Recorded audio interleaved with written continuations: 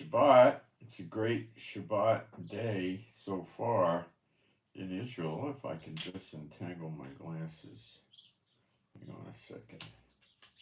It fatally, there they go. Almost out of it. Hold on. Waiting for people to come in. There we are. All right. Going to be in the 80s today, mid 80s. Going to be hot. Not hot, but a little hot. Please don't post in the chat. Let me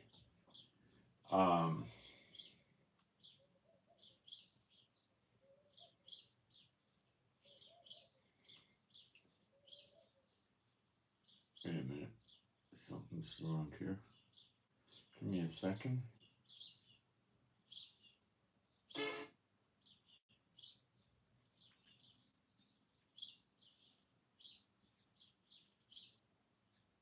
Oh, I got it.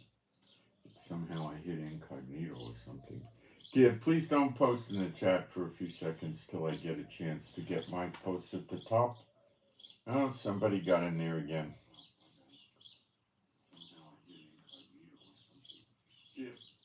Please don't post in the chat until I get my posts up at the top. You probably didn't know, but please don't do it anymore. Thank you.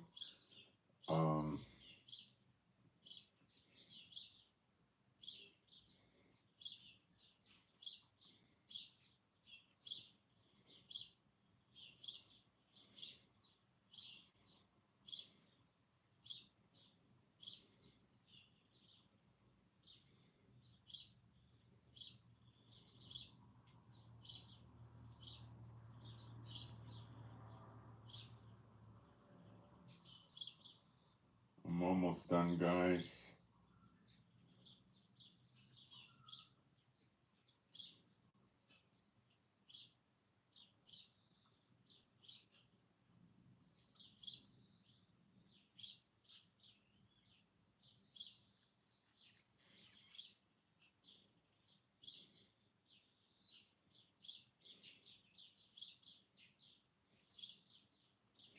Okay, feel free to post. I got my stuff up there, no problem.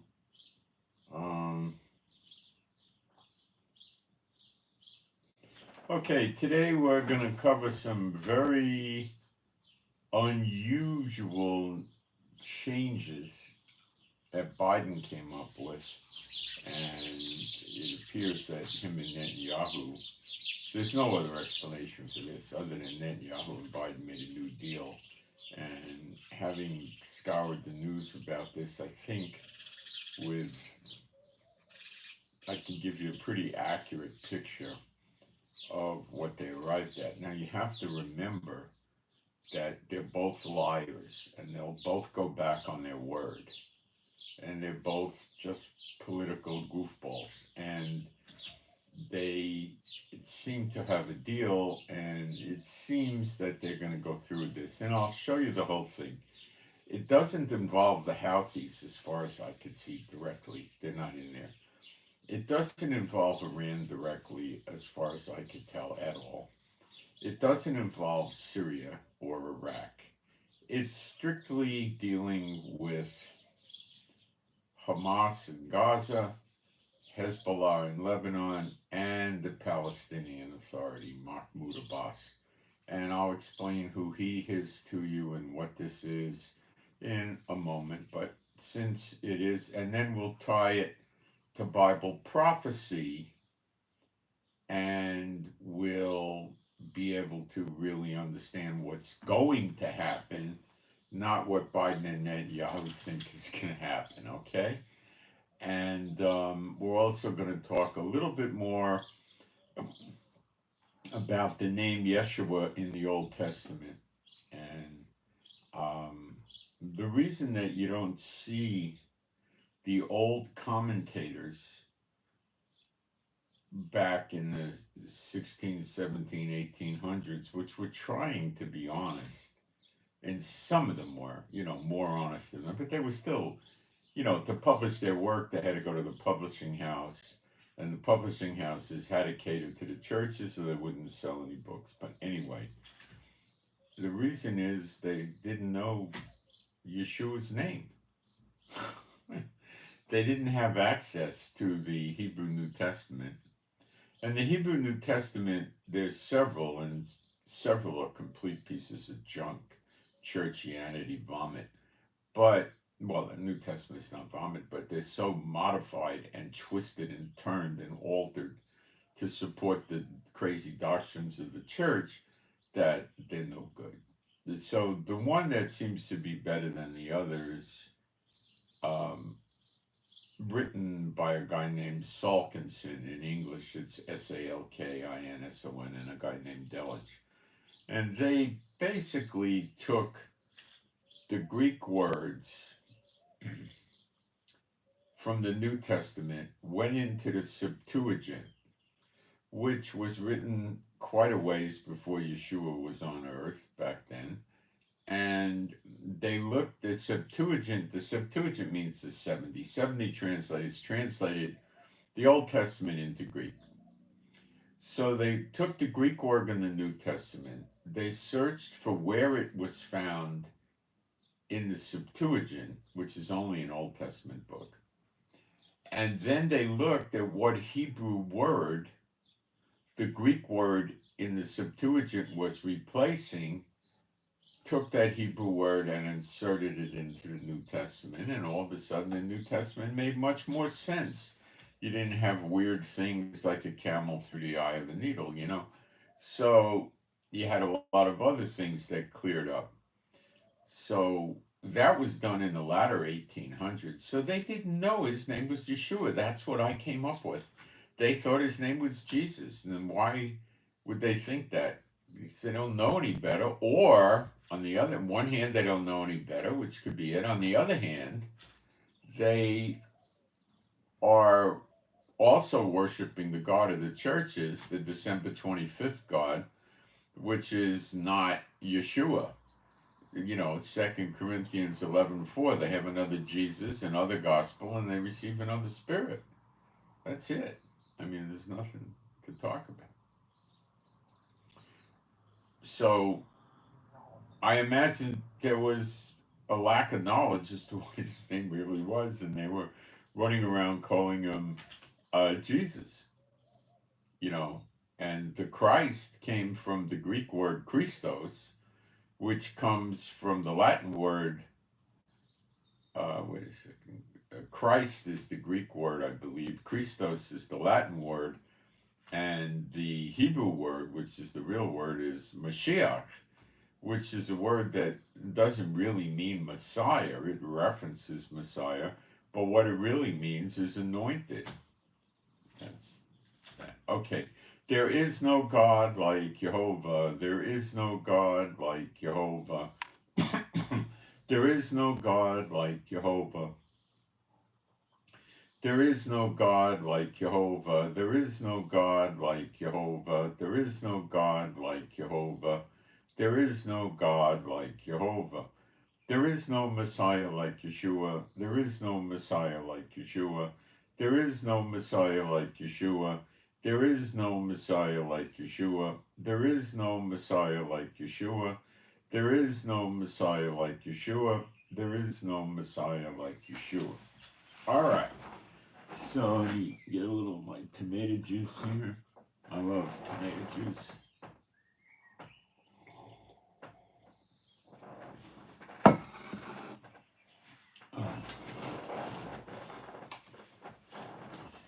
I'm going to have to start doctoring my tomato juice to make it, you know, put a little Tabasco habanero in there, you know, some celery powder and onion powder and some garlic and salt. I don't know what else, and mix it up and get like a Bloody Mary mix without the vodka. I love that stuff, but I used to buy bottles of it in Israel, but I can't get it from the supermarket. Some of the liquor stores here sell it. Israel has a lot of liquor stores, and I have to go online and buy some. And they send it up here very cheap with a courier, which that stuff is pretty good. But you know, I can make it myself, you know. So I don't know. I'll figure it out. I ordered a bunch of tomato juice and it should be coming pretty quick and from the supermarket. So all of a sudden there's no shortage of tomato juice anymore. For a while I couldn't get it, a brief while. I don't know what happened. Tomatoes you were able to get, but not tomato juice. Go figure that one out. I can't. I believe it's made in Israel. All right, so all of a sudden there's an announcement from America that Biden is giving Israel, and I think in real time, a bunch of military equipment. But let's go through what military equipment this character is planning on giving to Israel fairly quickly. I think it's like pretty immediately. I have it here. 1,800 one-ton MK-84 bombs. Now, these are 2,000-pound bombs. They're expensive. You don't use a 2,000-pound bomb normally to hit a little installation, you know, a building or something like that, or a 6-story apartment house. You know, you can do those with 250 to 500-pound bombs just fine.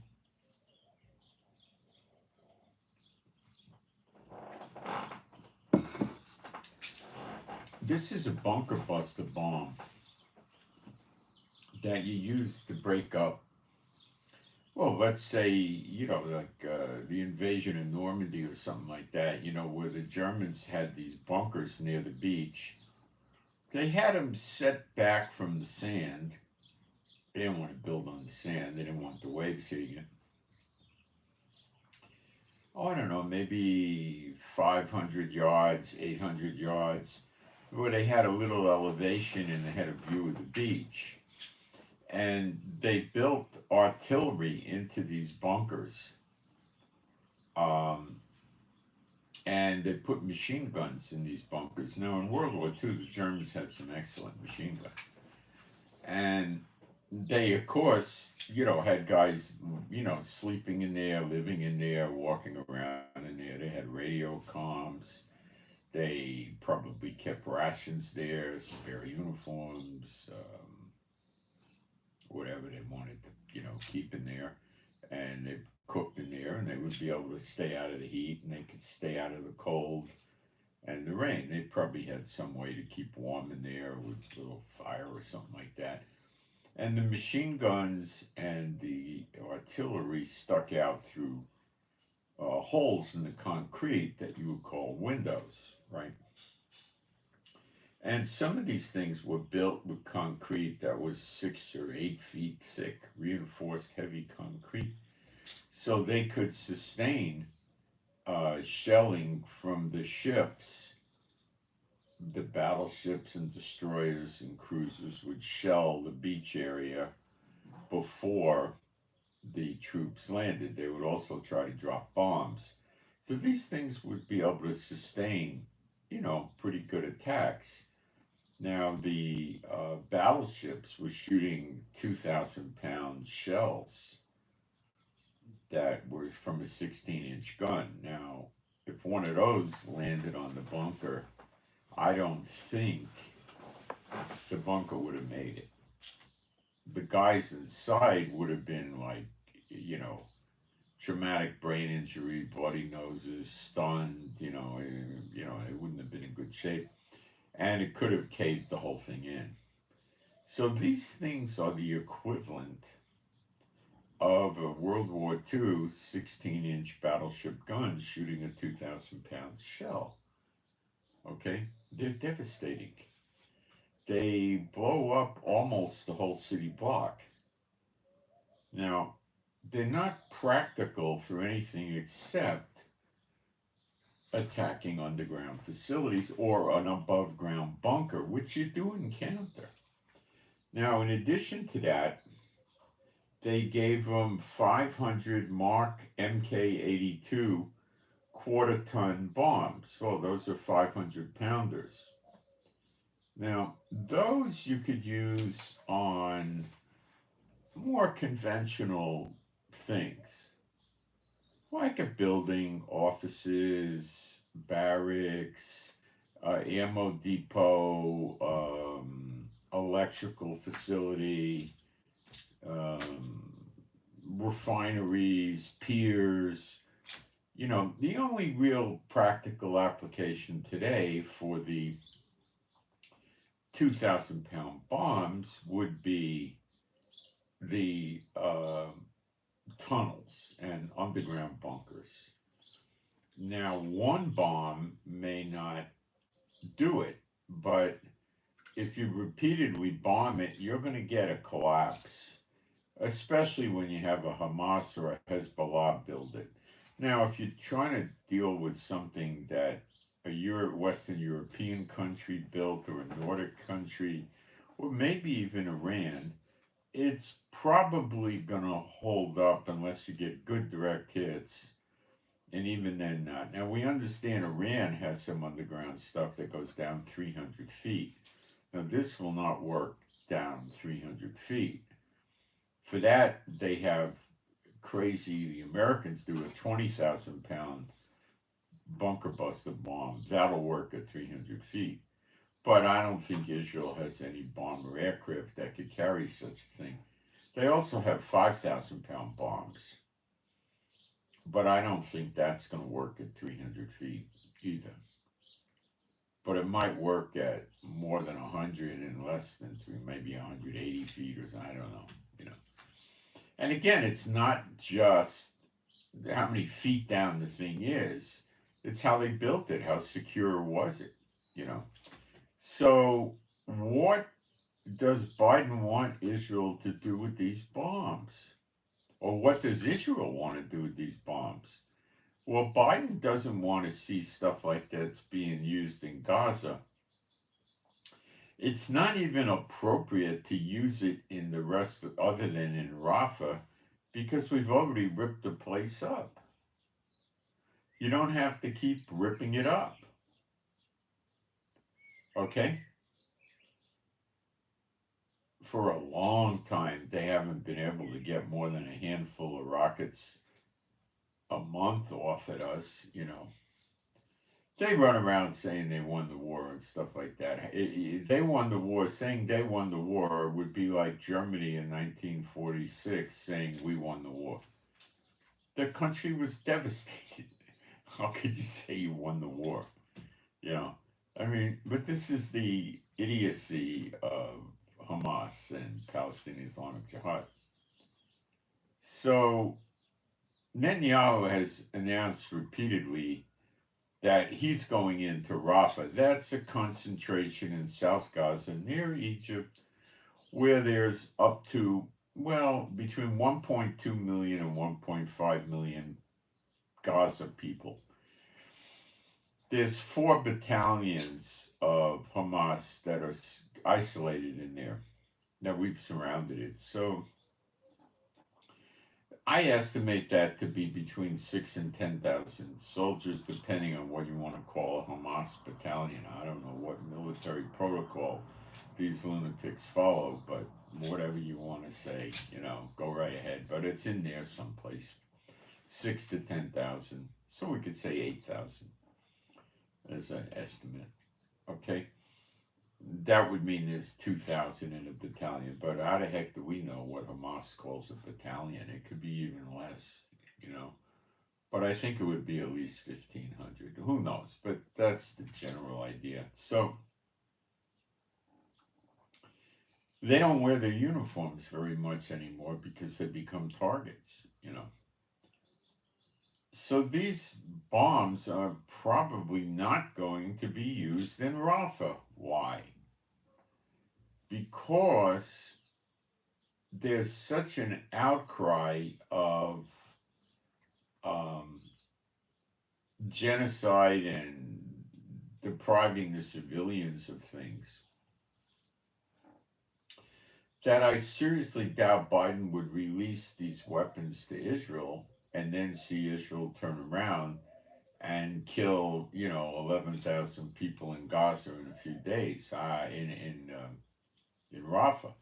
I don't think Biden wants to see or hear about anything like that. So where are these bombs going to be used? Lebanon? What do you think? Does Lebanon have tunnels? Of course. Underground bunkers? Yeah.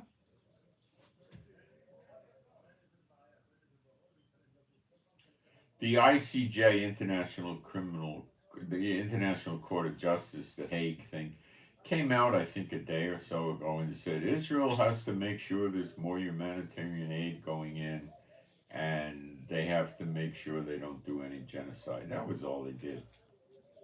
A reiteration of something they did back, I think, in January. So, Israel doesn't care that much about that. So they do it. It's not a big deal. In addition, we had an order for 25 F-35s, and I think Biden just released it by reading the article. I don't have all the details, but Israel has best case 50 now. And I heard there was going to be an accelerated delivery of these 25 F-35s. Now, the F-35 on its own is a very, very, very advanced stealth jet. And my understanding is it's more advanced and more stealthy and more capable than anything the Chinese or the Russians have that they call stealth.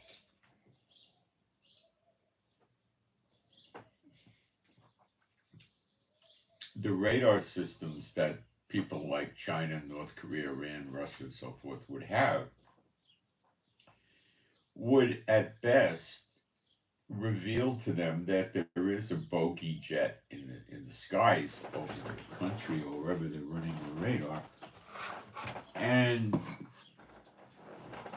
they would know where the plane was, maybe. Okay, the other day, I think it might have been yesterday, I did a video, or the day before, and covered what's going to happen. Hold on, I got to get rid of this. Something got hit by mistake here. Let me see if I can get this. They're going to have fighting within that's going to destroy Egypt. If you watch this video, what you learn is that Egypt did a reverse. I don't even know where it's coming from. Okay, we're not breaking a peace treaty with Israel. That ain't going nowhere. That's staying in. I can't find where it's coming from. I'll just reboot the thing. That's easier. So if they have really good radar, like maybe China or Russia, what they're going to be able to come up with is there's something flying in the skies, and they'll get a location within about 25 miles. And they're not going to be completely sure what the heck this thing is, okay? And they're not going to be completely sure if it's really there. And they can't do anything about it because with a 25-mile accuracy, what are they going to do? Start shooting missiles up at it? It's a joke. They're just wasting missiles. They're going to miss like crazy. So what do? They don't do anything. So the other side of this coin, which is substantial, is that Israel got permission from America. We're the only country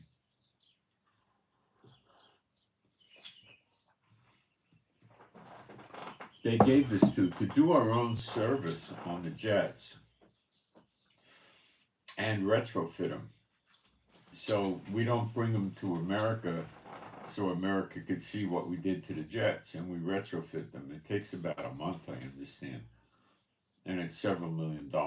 And we make them better than the standard F-35. So another 25 of these gives us a lot of choices. Like we've flown into Iran many times and attacked them, and we could continue to do that, and we could hit other countries too. Now, the Russian stealth jets, my understanding, are not really the same thing.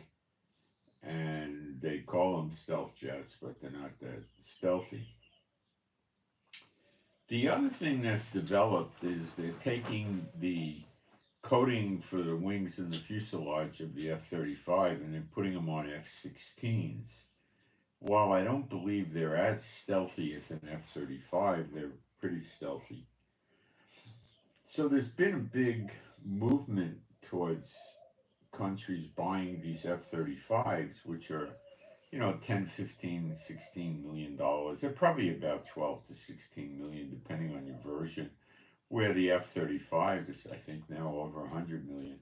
So people would rather have, 7 or 8 F-16s than one F-35. You could certainly do more damage. While the F-35 is stealthy, but if you've only got 3 or 4 of them, you're not going to be able to affect the same type of damage as you would sending 25 F-16s.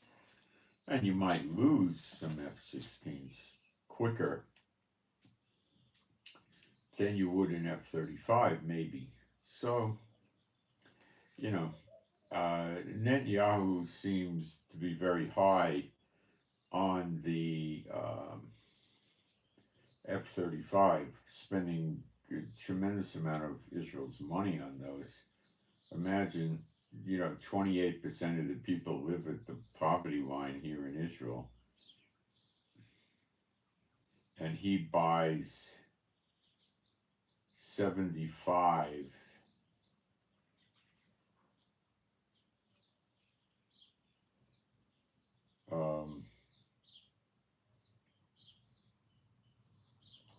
I'm not finding my live stream. Oh, there it is. And he buys 75 of these planes at $100 million a throw, and then upgrades them for a few $1 million more.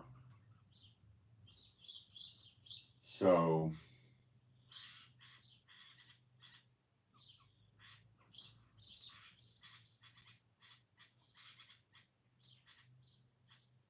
is there a scripture for that says Netanyahu will withhold that Biden will withhold weapons and then release them? There's no scripture for that. But let me tell you that this is the dirty deal that they really concocted. So it looks like Israel's going to get the bombs, I guess, in a matter of days. And the F-35 is probably pretty quick. I don't know.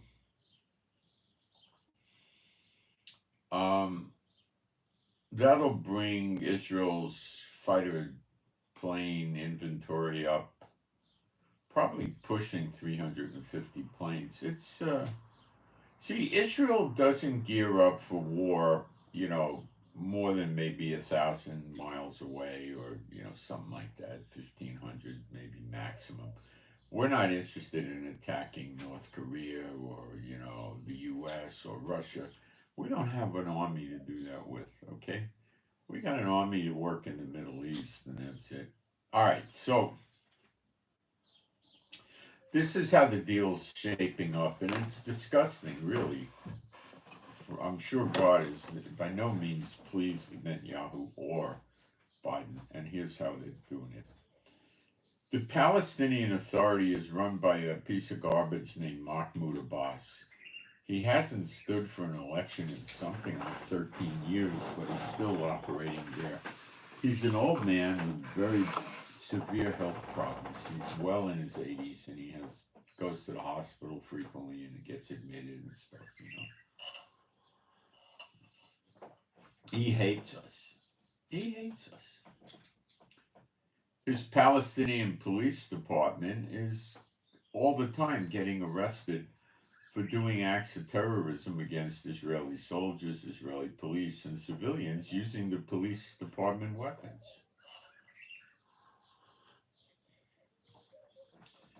He runs a program we've come to call Slave for Pay.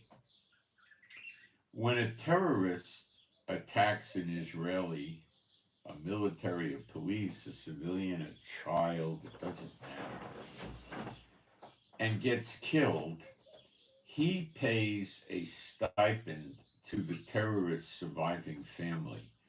Now, Qatar or Qatar, whatever you want to call it, gives charitable money to the Palestinian people when we let them every month. What they give is $100 a month to each family. And that goes pretty far in Gaza. I estimate their food costs before the war were about 1/5 what we pay in Israel, and 1/4, very low.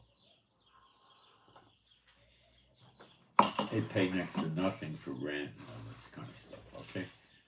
That's a good amount of money. Now, what does Mahmoud Abbas pay the families of the terrorists that gets put in jail or killed? A little over $3,000 a month.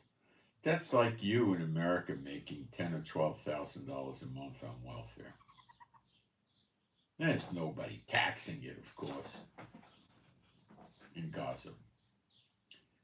So he pays this to the people, to the family where the terrorists got killed, committing an act of terrorism, or where the terrorist goes to jail for 10 years or 20 years, he pays that to them the whole time they're in jail. You got it? And Israel, America, the European Union, the NATO countries, China, Russia, all over the world, South America, they support this piece of garbage. He's doing Murder Incorporated, Al Capone and Frank Nitti. What do you think it is? If it's not Murder Incorporated, what do you want to call it? So the people in Gaza are normally pretty poor. The bad people preaching terrorist religion tell them that they need to go do this murdering of Jews, and they're going to get to heaven immediately when they get killed and have 70 virgins and whatever they tell them, right? And these young people go out and get a knife or a gun and they go kill children, women, old people, or anybody. And if they go to jail, their families are being supported. They're a hero. My family's living upper middle class or lower upper class because I'm such a groovy dude and I'm going to kill the Jews to do God a favor. Okay?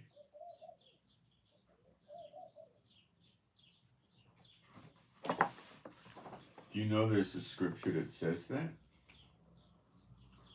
Yep, there is. I'll find it for you real quick.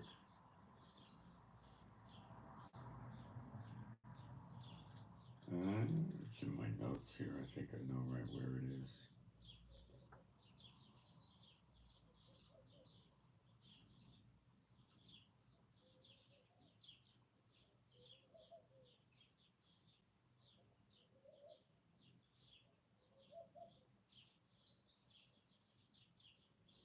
It's John 16, verse 2. I'll read it for you out of King James. John 16, verse 2.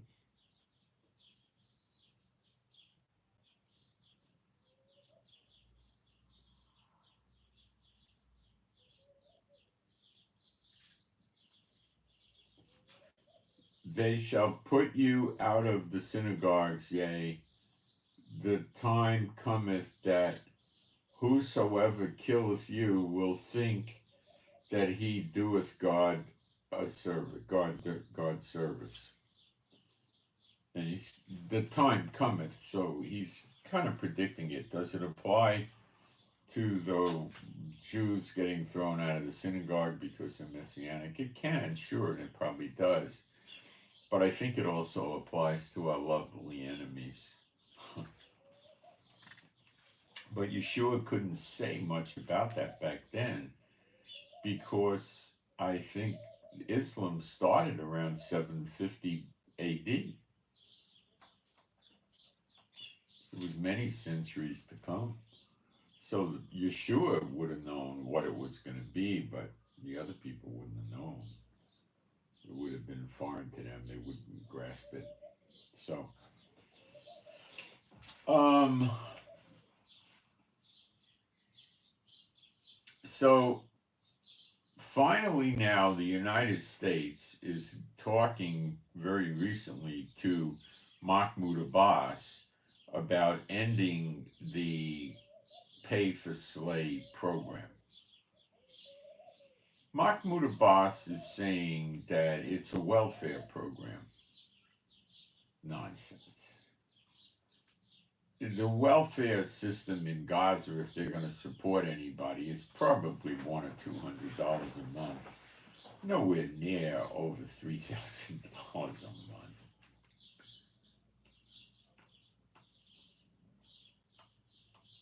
So, are they telling Mahmoud Abbas to get rid of this program? No. They're reflavoring it as a welfare plan, and they're trying to get him to make it a welfare level more appropriate to what somebody would get in Gaza on welfare that was not in the family of somebody killing Jews or attempting to kill Jews.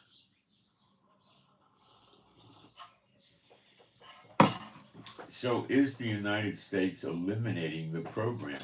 No.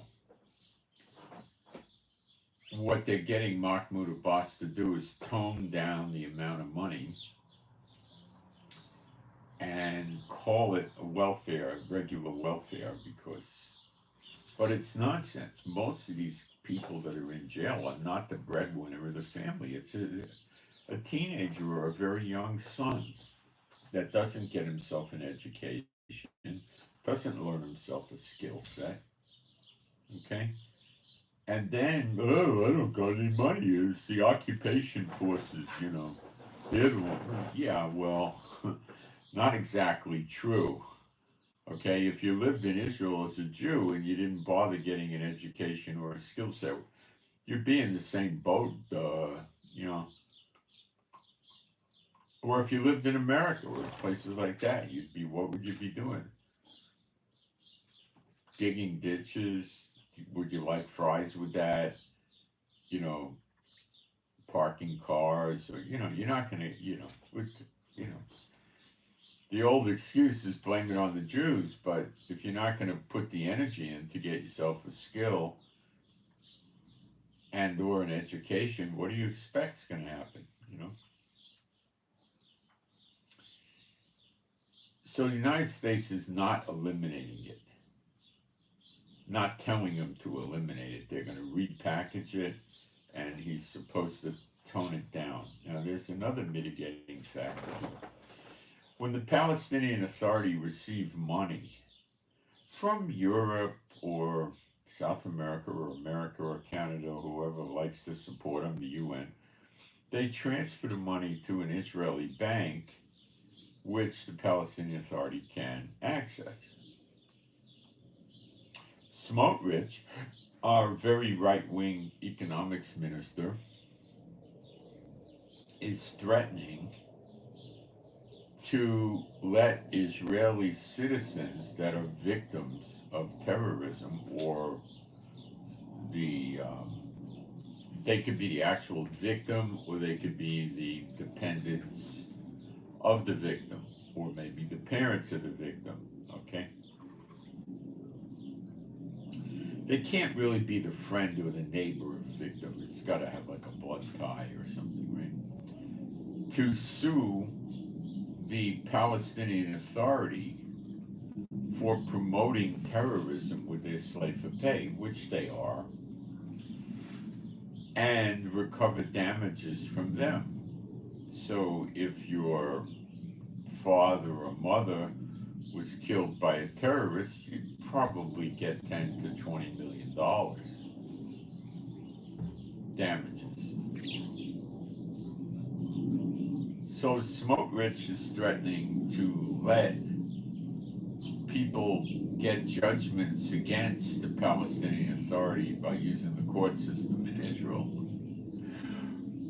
Palestinian Authority is likely not going to go to court and defend against it. They're going to ignore it. And then Smotrich is saying they'll get a judgment from the court for, let's say, $15 million. they could execute that judgment against the bank account of the Palestinian Authority. So when the UNWRA sends them $50 million, the victim in Israel can clip 20 million of that. And this is the threat level against the Palestinian Authority. So Biden doesn't want to see that pass because it makes things more complicated and confusing as to how they're going to get money to the Palestinian Authority. Now, this guy is no good, rotten to the core, okay? He's in charge now of Ramallah, Hebron, Jenin, and places like Nablus and that are all heated up.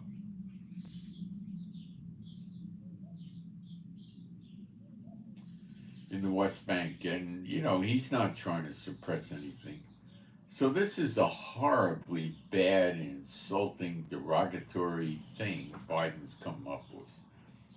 And it looks most certain that Netanyahu has agreed to it, or we wouldn't be seeing the F-35 and all these bombs coming. Got it? So they're cultivating Palestinian Authority. They just revamped the Palestinian Authority. Mahmoud Abbas got a bunch of these characters to resign, and they put new ones in, and they're supposed to be more interested in things other than war.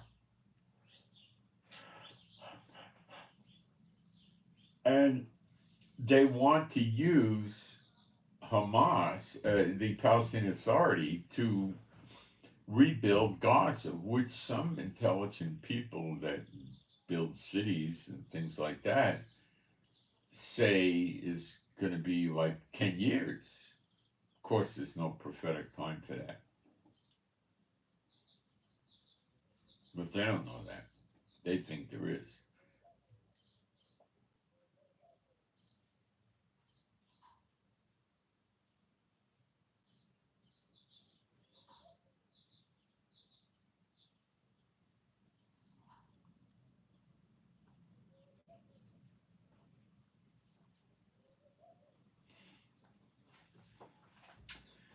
So this is a disaster for Israel. What about Hamas? Well, it appears that Netanyahu told Biden that we're going to go get Rafa. We got to. And Biden is, okay, no genocide, but go get Rafa. Now, that means more Israeli soldiers are going to get killed, more blood on Biden's hands. They're trying to save Hamas. Is Hamas really going to get saved? I don't think so. I think they're going to be no more a military power. But I'll illustrate the idiocy of Biden to you. His idea is pretty much to demilitarize them. So Israel goes in and blows up more tunnels if we find them, more ammo depots, takes more guns, rockets, missile launchers, anti-tank missiles, hand grenades, pistols, whatever we can find, bullets, radios, anything. Confiscate it, destroy it, take it back to Israel, whatever we want to do with it, right? Just keep getting more and more stuff away from them. And that will demilitarize them. Is that the truth? Sort of, yeah. Yeah. But are we going to find all the weapons depots? There's guns in every single house there. No, it's impossible. We can find missile launches, we could find mortars, we could find big heavy stuff, missiles, but we're not going to find pistols, rifles, and we may not even find shoulder-fired anti-tank missiles and things like that. They have a thing called the thermobaric missile. It's a shoulder-fired thing, and it creates a lot of heat. I think it's a thing. It's like a size of a hand grenade, and it gets up to about 3,000 degrees. They use these in Gaza, in the Israel near Gaza, Cedar Road, and so forth on October 7th. They had them in hand grenade form. An RPG is basically a missile flying with a hand grenade, sort of. You know, it's not a big deal. So they broke the windows, they threw them in the house. The thing goes and heats up to incredibly hot temperature, and it caused the house to, I don't know how long it runs. It probably runs 2 or 3 minutes, I'm guessing. And they got the house to burn. The people were in the bomb shelters. It was very, very hard to get them out of the bomb shelter, so they burned them alive using these devices. I've never seen a single prepper or survivalist or militia person in America ever talk about this and how they plan to defend against it. I don't know what they're going to do. What if you used a fire extinguisher on this? I don't know. I don't know how it would work, if it would work. And if it gets as hot as they say it is, you're going to have to get out of the house. You can't be near it. It'll hurt.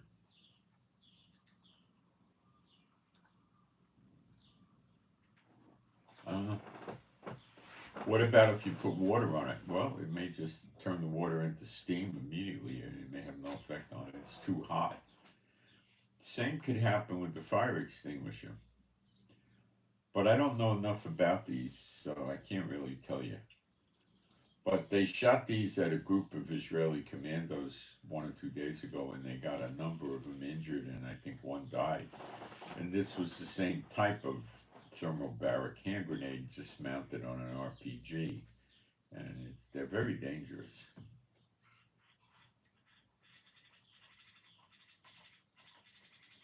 And I don't know if such a weapon's against international law or not, but Israel doesn't bother with them. So I don't think they're that effective. Israel soldiers had fragmentation grenades, and smoke grenades, and colored smoke, and stuff like that, but I've never heard of them using a thermobaric hand grenade. Now, maybe they have them, and they just don't talk about them. I don't know. But I haven't really heard much about those. It's not so much a military weapon as it is a terrorist weapon, I think.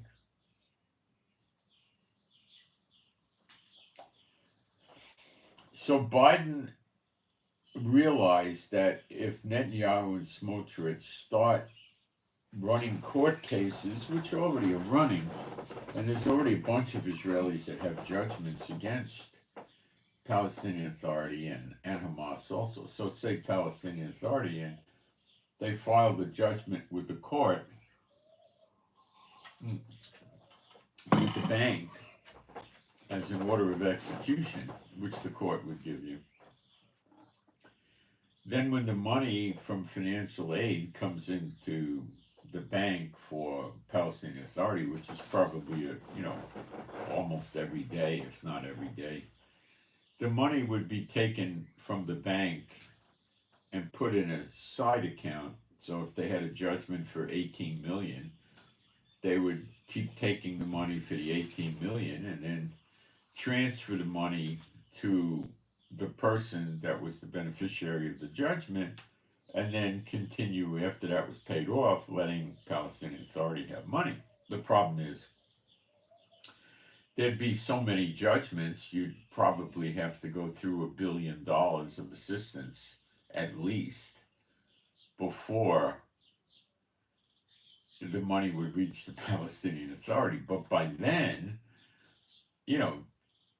dozens and dozens of Israelis would be going down there filing these cases. They would be putting the case on a fast track. The Palestinian Authority would not do anything to defend it. And they would get the judgments, and they would never have any money. Got it? So what are these clowns doing? Well, they want to make sure Israel, this is the evil now, make sure Israel doesn't get this land back. We had it once. Carter, no, it was Clinton pushed us to give the land back. I think it was Clinton. Yeah, it was. I think it was Clinton to give the land back under great pressure, which we did, and Netanyahu helped. So, if Smotrich did this, if the Palestinian Authority was put in charge in Gaza and Smotrich did this, how would they get money to the Palestinian Authority? They would have to do what Qatar does, get on a private jet with boxes of $100 bills and drive it to the bank and deposit it in the bank in Gaza. Well, you could do that to a limited level, but, you can't send billions that way.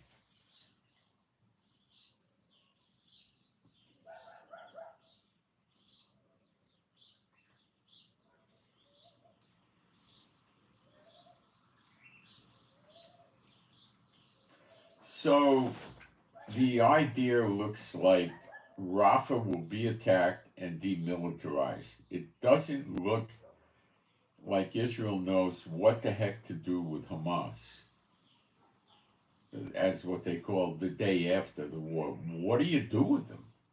You can't do what Hitler would do and put them on a firing squad and just mow them down. That's what Hitler would do.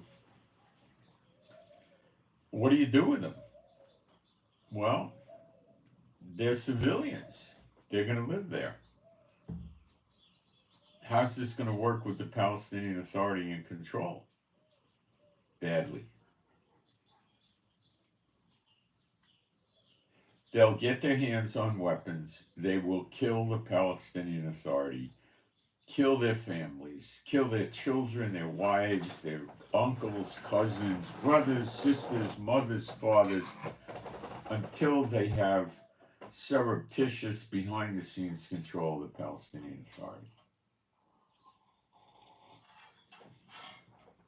Something like Hezbollah in Lebanon. And then they will rise up again to try to kill Israel. And that's what Biden's goal is. Do I think Biden achieved his goal? It looks like it went down. Netanyahu's never going to fess up and tell the people what I just told you, but it looks like it's going to go down. So he's going to get his little victory parade. Hamas is probably going to surrender in Rafa eventually. He's probably going to go in after April 9th.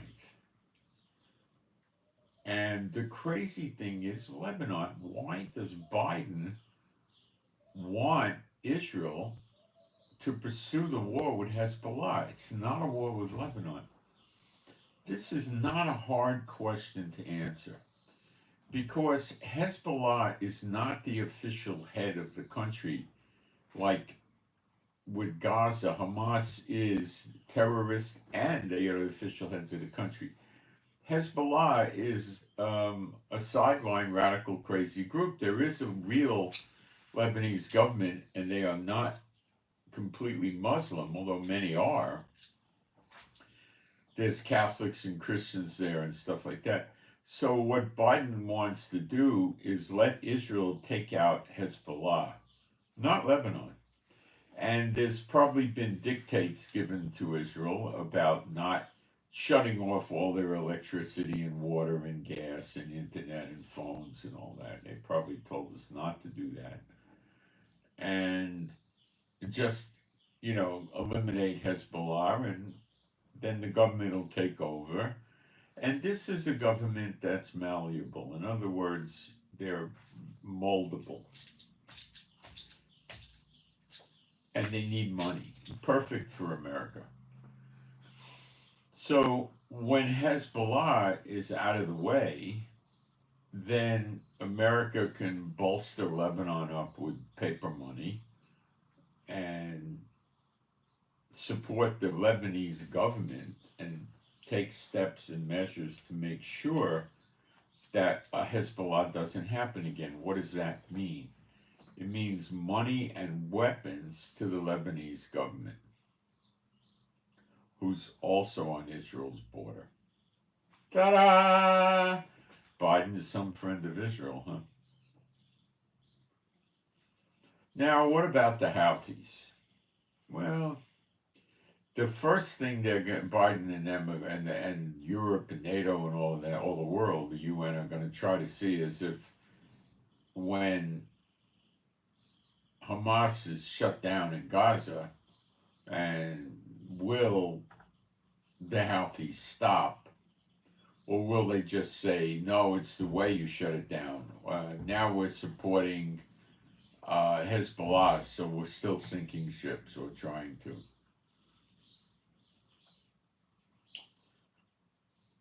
The other side of the coin is the war with Hamas stopped, so stop your war. No, Hamas wasn't victorious. We're not stopping.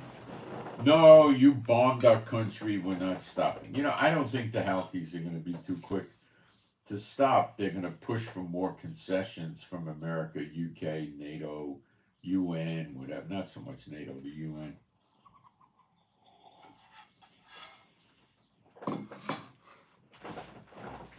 They might ask for aid to repair the damage. I don't know what they're going to do.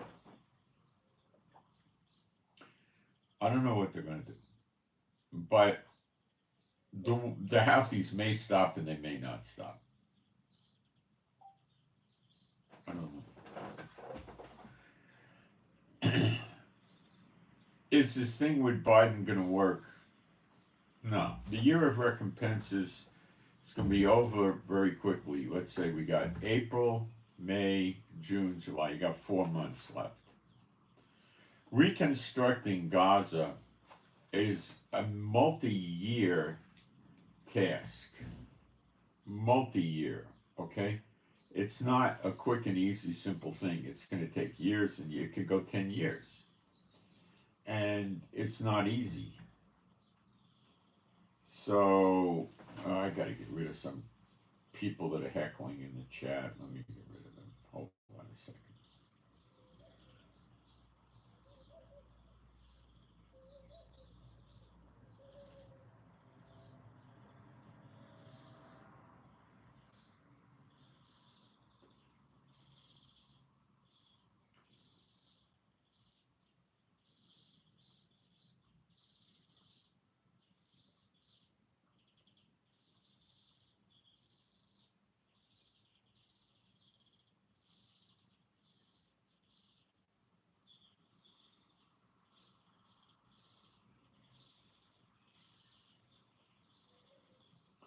The deal with Netanyahu and Biden looks like it went through because the weapons release. And also, I'm sure Biden gave assurances to do vetoes in the UN. I'm sure Netanyahu got that out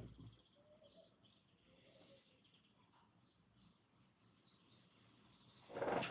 Oh, Lebanon is pushed around by Hezbollah more. They don't want this, but they're afraid of Hezbollah. Hezbollah will kill their children, their mothers, their fathers, their sisters, their brothers. That's how they work.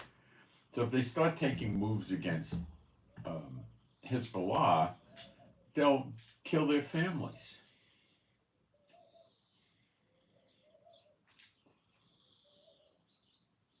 There's been no red heifer sacrifice. I have no interest in sacrificing any red heifer, but the rabbis have not done any such sacrifice, although it's rumored, and there's no such prophecy for that. The rabbis in the year around 1240 or 1250, something like that, came up with a prophecy that the next red heifer would be the 10th red heifer, and he would usher in Messiah. This is not a God-fearing man giving this prophecy. This is some Talmudic rabbis. Forget it. The only thing you're going to find is in, I think, Numbers 19, how to do the red heifer, but it's not necessary anymore. Read Zechariah 13. In the next temple, there's a fountain of water where water flows out from under the temple. And you read that in Zechariah 13, verse 1 or 2. You don't need the red heifer anymore. So There's a lot of things we're not going to have in the next temple. We're not going to have a Urim and a Thummim. We're not going to have a high priest from Aaron. Many things are different. Okay, so um, the red heifer, we're not going to be using that. I don't believe. And one or two things will happen if they do this red heifer deal. Nothing, which is a high probability, or God will get very angry at them and bad things will happen to them, or it may trigger bad events. I don't know. The war with Hamas went on 100 days, over 3 months, before they mentioned something about the red heifer. So come on, it's a joke. They're not red heifer oriented. They don't fear the God of Israel. Why would they care if red heifer? You know, they go to the mosque and they pray, the Islamic people, right? I don't care if they pray. Who are they praying to? Non-gods. Can non-gods fulfill prayers? No. What's the difference if they pray or they don't pray? It doesn't. It's meaningless to me. There's nobody there. They're not praying to the right God. They're praying to non-gods who they believe to be gods. It's irrelevant. It doesn't do anything. It doesn't go anywhere. Okay? So the Lebanon war is already escalating. It may come to big attack before April 9th. I don't think it will, but it could. And I think after April 9th, they're going to finish off Rafa. It's not a great big job to finish off Rafa. It really isn't. Israel bought 40,000 tents, and they're going to try to move a bunch of the people out of Rafa to other parts of Gaza. And I don't know how they're going to push the war, how their bombings are going to work, how the artillery is going to work, and the mortars, and the machine guns, and the tanks, and armed person. They may not know for sure either. They're going to probably play it by ear and see what kind of resistance they get.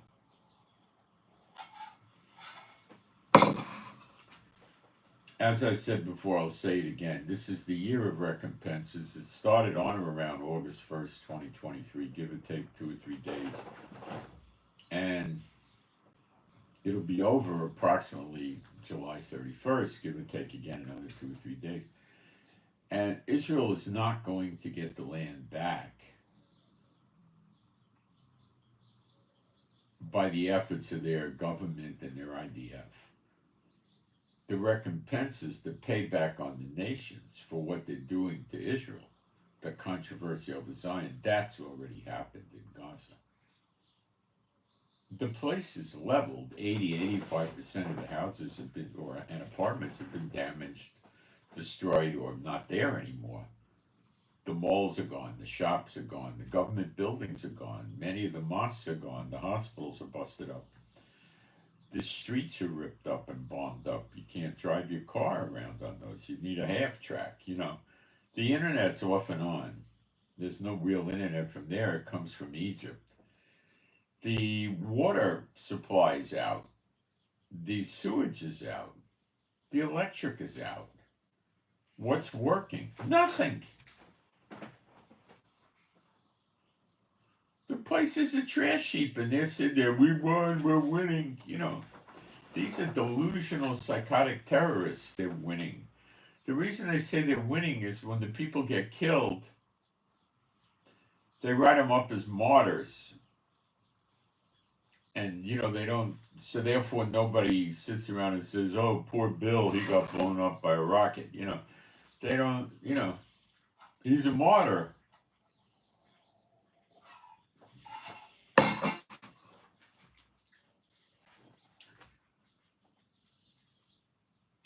I don't believe Netanyahu has any choice other than to just demilitarize Hamas and leave them in Gaza. I'm not saying Jehovah won't kill all of them. I'm saying Netanyahu won't. I'm not saying the two witnesses soon to emerge in Zechariah 12 won't kill all of Hamas. I'm saying that Biden and Netanyahu don't want that now. So what do they do with them? I don't know. I don't know. Biden wants no buffer zone between Israel and Gaza. Or if you do a buffer zone, Biden doesn't care if you do it on Israel territory. But he doesn't want anything on Gaza territory. And Netanyahu may have maybe got a concession out of Biden on that. I have no idea. But the buffer zone was going to be only to protect against ground incursions. It was going to be something like a half a kilometer, which was a kilometer is 0.6, so it would be about a third of a mile.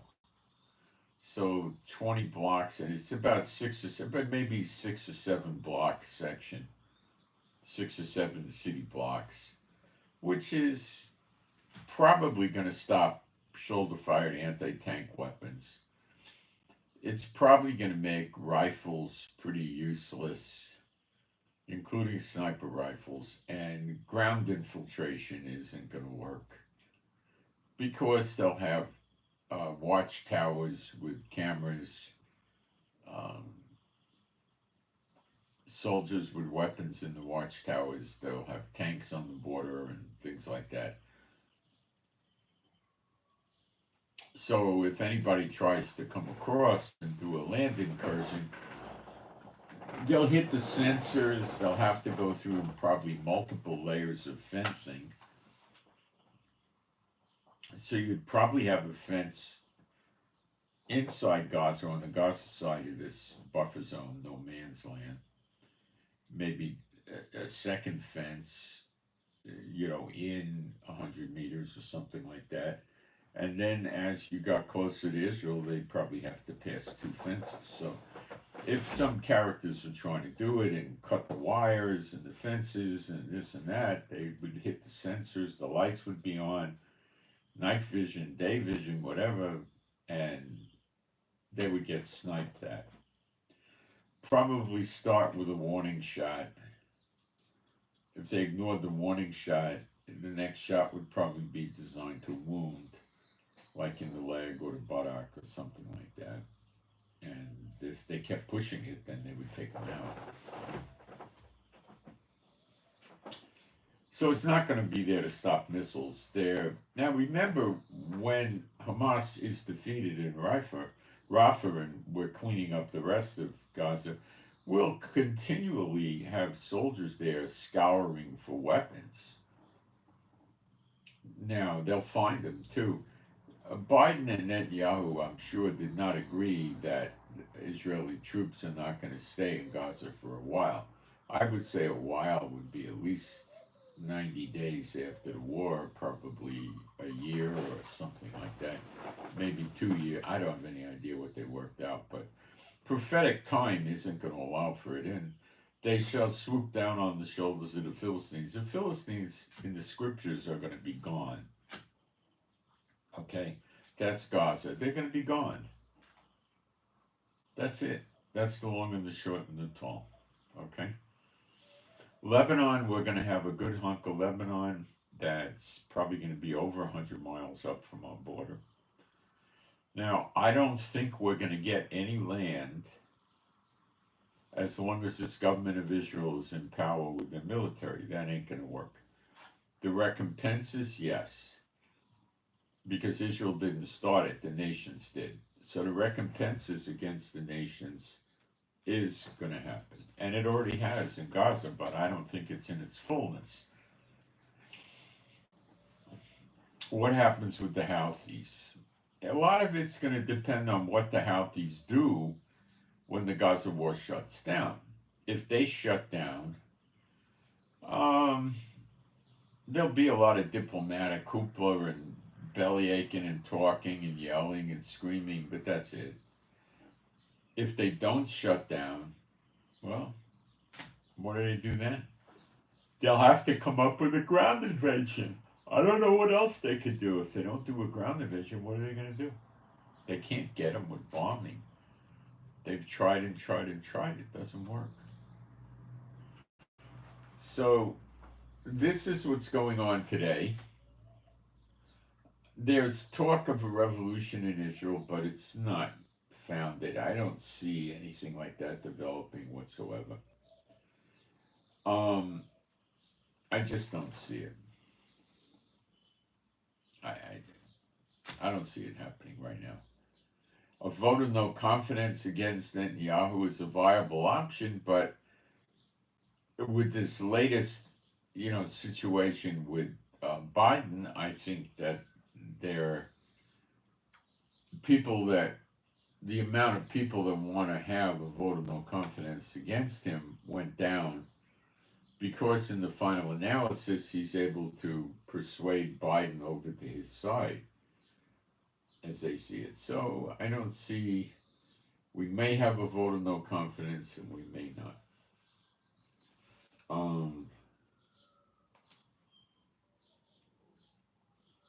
And they're going to put Mahmoud Abbas from the Palestinian Authority in charge of Gaza. And that's a joke. And Jehovah's not laughing. And Netanyahu will go along with it, believe me. He doesn't care.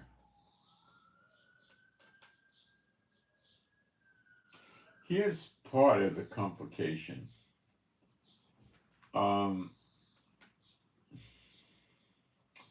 The U.S. would still be banned or barred from directly funding the Palestinian Authority due to legislation preventing such.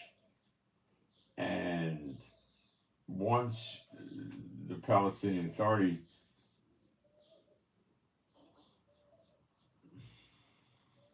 began advancing investigations against Israel in the International Criminal Court, the ICC. However, if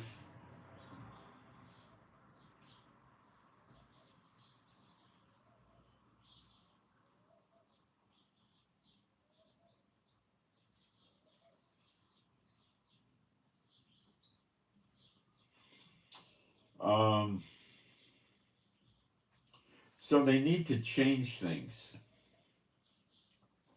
So they've revamped the Palestinian Authority government. A ton of these characters resigned, and a whole bunch of new ones came in. So it's a so-called reformed Palestinian Authority. Now, we don't know if this is deemed sufficient to take the ruling away that America can't give money to the Palestinian Authority. It's called the Taylor Force Act, and they have to get a decision that the Palestinian Authority is in compliance with this Taylor Force Act. So they're going to revamp the slave for pay to welfare. They've changed the talking heads in the Palestinian Authority, but the head of the snake, Mahmoud Abbas, is still there.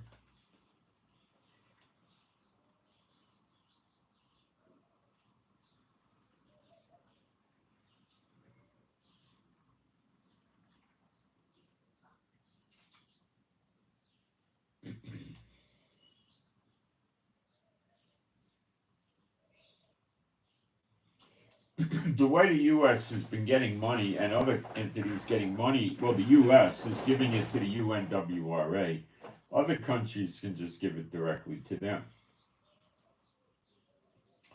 The next thing that you're going to see that's part of this sick deal of making sure the land of Israel stays away from Israel control and possession and Jews don't live there is they're going to advocate, they've already brought this out, they want to build a highway from Gaza to the West Bank.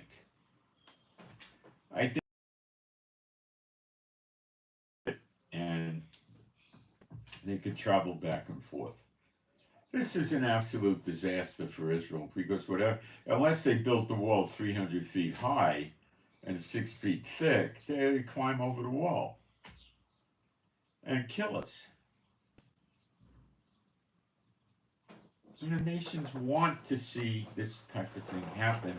Then the Israelis won't come to Israel, and ultimately they'll leave Israel, go back into the nations where they can be persecuted more conveniently.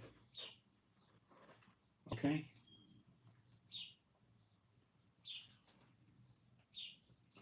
So apparently Biden is selling Hezbollah out to save Gaza. Now, you have to understand the reason for that is Israel doesn't, in Biden's mind, Israel is not about to move into Lebanon. There's already a government there that's considered legit. So they want to put this government in power, more so than it is with Hezbollah there.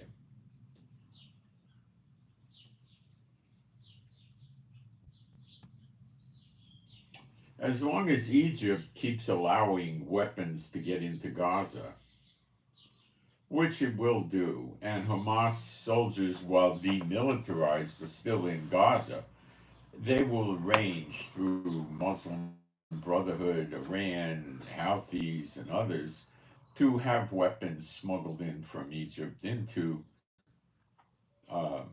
Gaza, and they will either completely kill and take over the Palestinian Authority or get them so scared that they just submit to Hamas.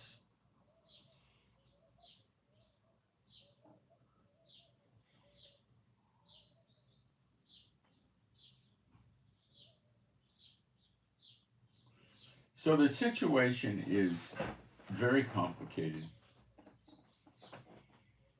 And meanwhile, with the Palestinian Authority in the West Bank, there's daily fights with our military, and this moron Mahmoud Abbas is in charge of that place. So it's a joke. Biden is completely against Israel. Okay?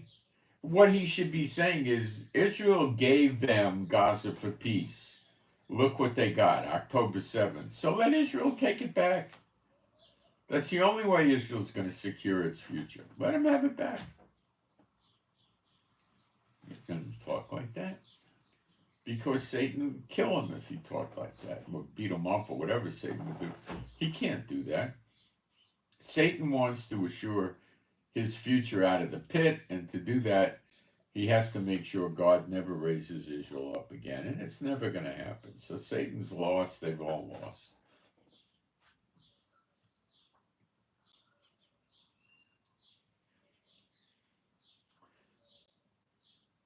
Is there a chance this is going to turn into some sort of a peace deal with Hamas? No, I don't think so. No.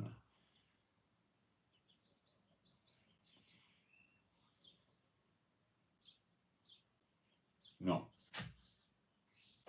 I'll be back. I'm taking a quick break for a minute. We'll get into some Bible stuff.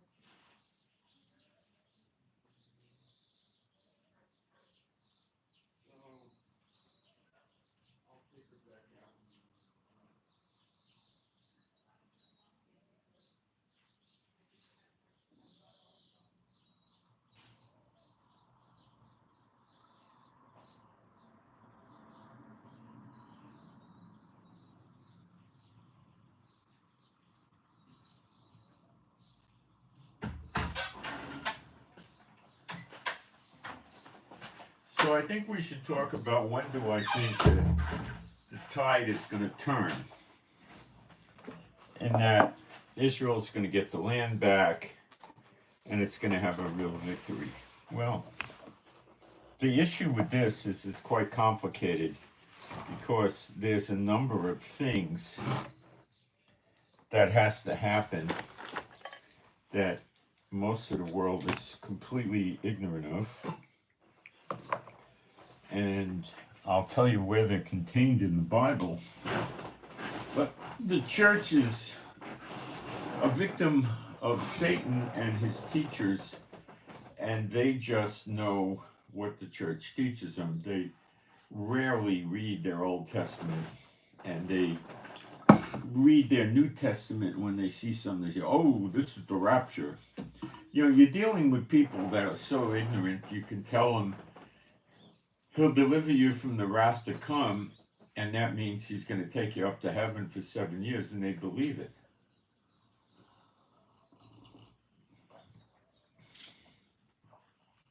That's what you're dealing with.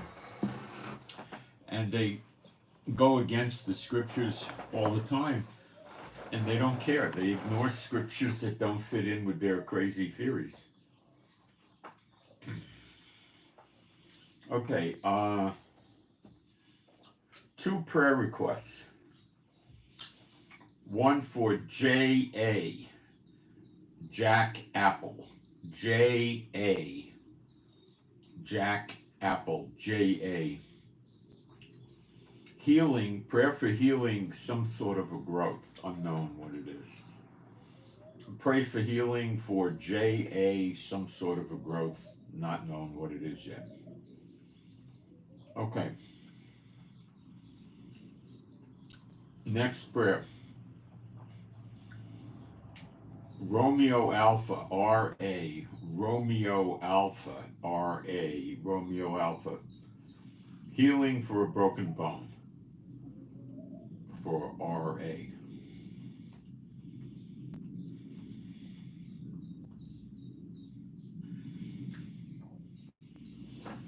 So what are the things that we need to see happen before we start experiencing the blessings of the year of recompenses? Okay? Of redemption, rather. Year of recompenses and year of redemption have an overlap because they're both associated with the day of vengeance. Now, the day of vengeance could be basically, roughly speaking, the end of the year of recompenses and the beginning of the year of redemption. And the overlap might be a week or two or something like that, or a day, or, you know, or longer, I don't know. It could probably be rather short. We'll see Ezekiel 34 happen, which is the destruction of the bad shepherds in Israel and the rich ones. It's very plain when you read it. The bad shepherds are the government and the rabbis and the Messianic congregation leaders and the very small amount of pastors and churches here. Predominantly the government and the rabbis. They're gone. They're going to be cut off. Goodbye. Adios. Not above ground anymore.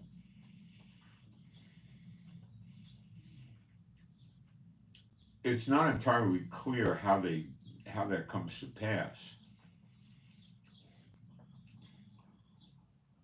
It appears the 2 witnesses have a hand in that. Now, where? Well, Malachi 3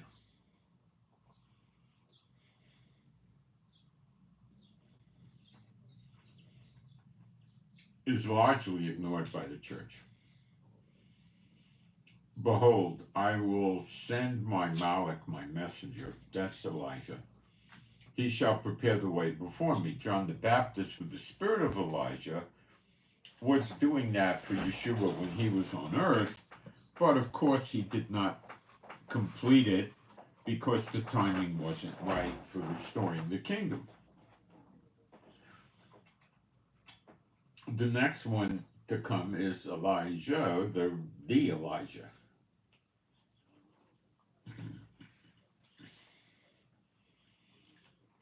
Now, it's possible he just has the spirit of Elijah like John the Baptist, but I think it's deeper than that. And he would have been born by an earthly man and woman, so he could die. And he shall prepare the way before me, and Adonai, whom you seek, shall suddenly come to his temple. Then that's the glory of God of Israel that met with Moses and Aaron in the tabernacle at the mercy seat. He came into Solomon's temple and anointed it and left.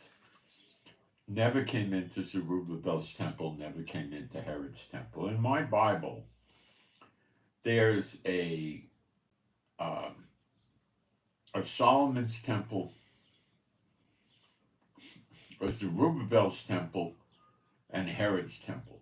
We've already had 3, the next one's 4. Why the church says the next one is 3 escapes me. I don't see any good reason for it.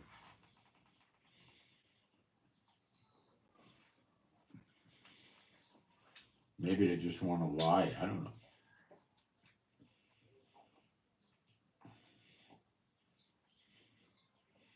The Adonai who you seek shall suddenly come to his temple.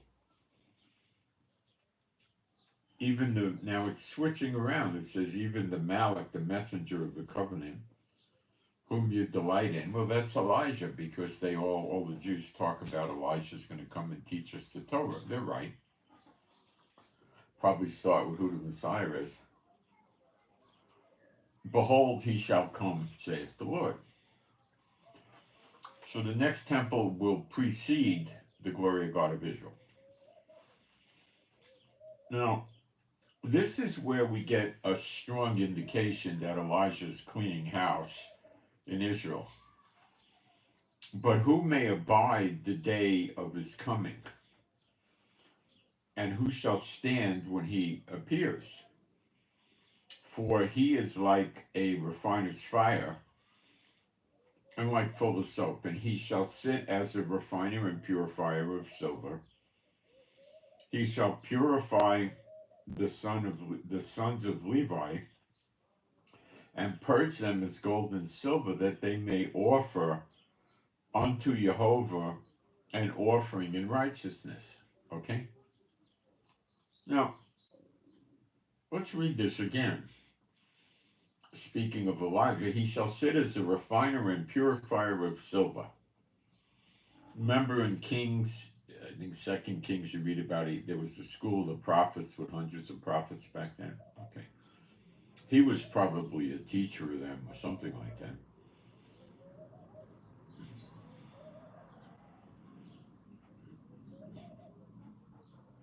So it says, he shall purify the sons of Levi, and purge them as gold and silver, that they may offer unto Jehovah an offering in righteousness. Well, what did Elijah do in Kings?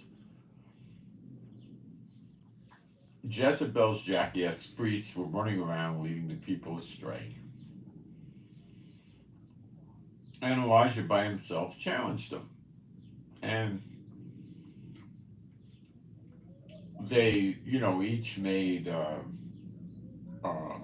like a makeshift altar for sacrifices. The priests of Jezebel tried all day to get their gods to send fire down and burn up the sacrifice. And they were so crazy, they were actually poking themselves with sharp instruments, cutting themselves and bleeding to get their gods to do it, and it didn't work. And Elijah was mocking them. Maybe your God's on a journey. Maybe he's asleep. Maybe you got to wake him up. He was really ribbing them good, right? And then when it came for his turn, It poured water all over the animal, in trenches around the thing, on the wood, all over the place. It was like flooded with water. And then fire came down from heaven, licked up the water, and took care of the offering. And this turned the people back to Jehovah. And Elijah cut the heads off hundreds and hundreds of these jackass priests. Also burned others up with fire. Other people up with fire. But the priests, he cut their heads off. So he got the people restored to Jehovah. What he's going to do here, when he's training the Levites, is the same thing. He's getting the people restored to Jehovah. Of course, Yeshua HaMashiach also. It's the same concept. And who may stand when he appears, when he starts working openly? He gets rid of the bad ones, as you'll see. Let me explain. He shall sit as a refiner and purifier of silver, and he shall purify the sons of Levi, and purge them as gold and silver, that they may offer unto the Lord an offering in righteousness. Well, he offered an offering the righteous offering to the Lord with the fire, obviously.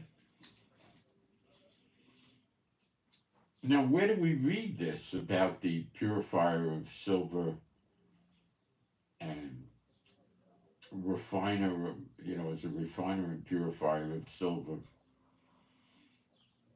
Well, you read this with the 2/3 getting cut off in Zechariah 13, verse 8.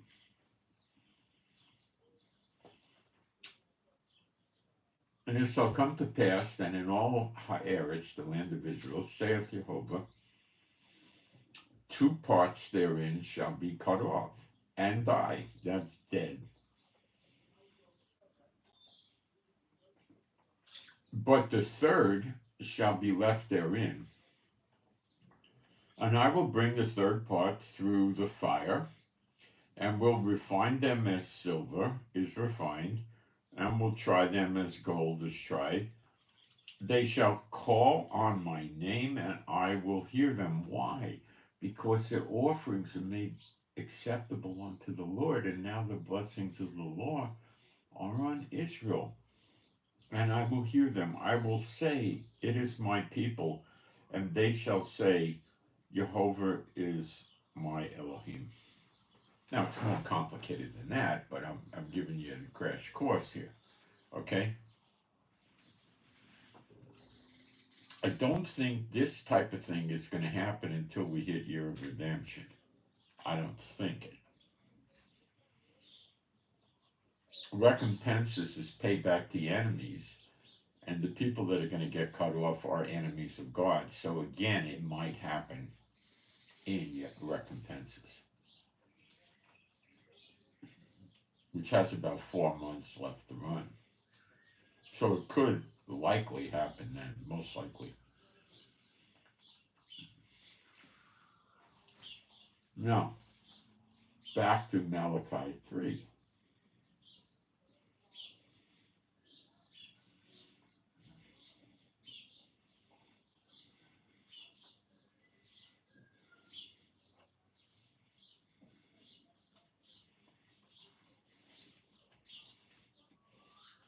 I'm in verse 4. Then shall the offering of Judah and Jerusalem be pleasant unto Jehovah,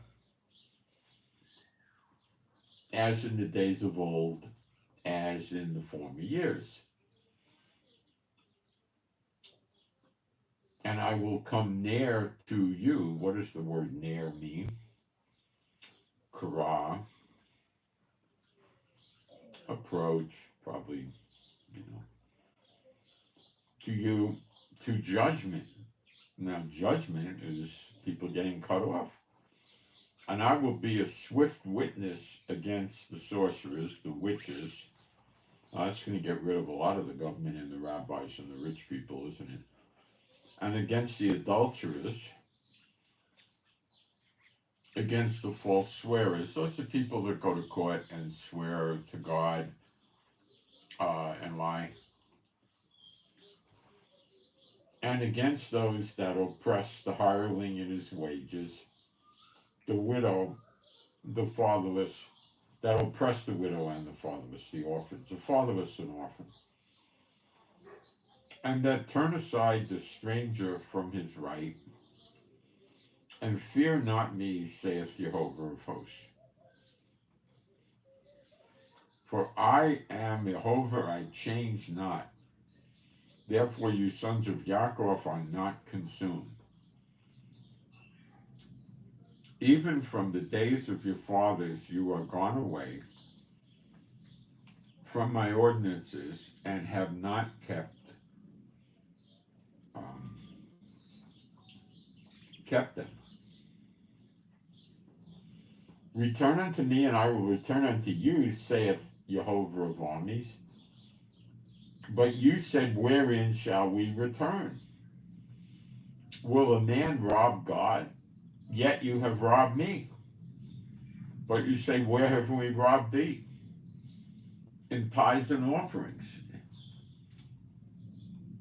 See, people don't realize that if you're being fed spiritually and you deny your carnal gifts to those feeding you spiritually, you are muzzling the ox that treads the grain, so to speak, and God considers that robbing, because the way the system works, his workers cannot sell you anything. I know the church people do, but the scripture is, freely you have received, freely you shall give. And the people give a free will offering. When you don't comply with that, you're breaking God's system down and you're robbing God. And that's the scripture. And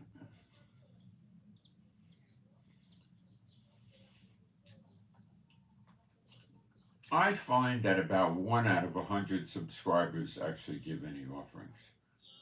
It's pretty sad. And I'm preaching the true gospel.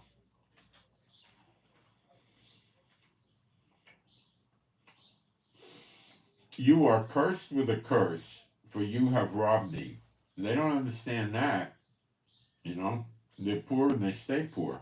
They don't cast their bread upon the water and it comes back another day when they need it. They just get into covetousness. Even this whole nation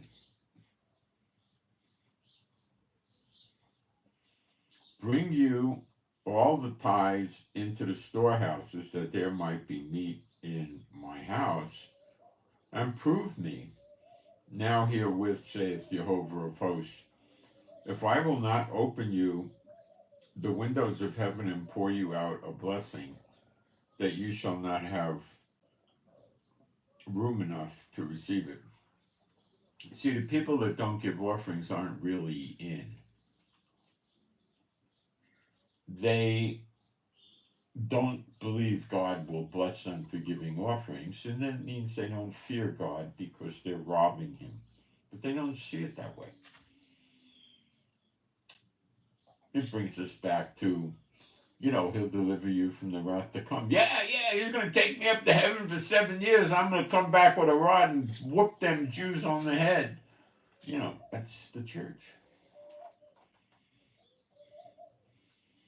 And I will rebuke the devourer for your sake, and he shall not destroy the fruits of your ground.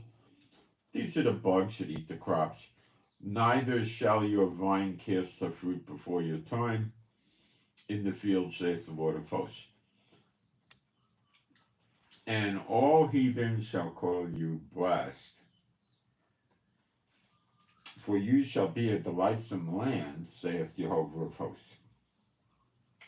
Your words have been stout against me, saith Jehovah, yet you say, what have we spoken so much against you? You have said, it is vain to serve God. And what profit is it that we have kept his ordinance, and that we have walked mournfully before the Lord of hosts? You see, by their fruits you shall know them. Faith without works is dead. Works is fruit. There's good fruit and bad fruit. Being covetous is bad fruit. Robbing God is certainly bad fruit. I don't care.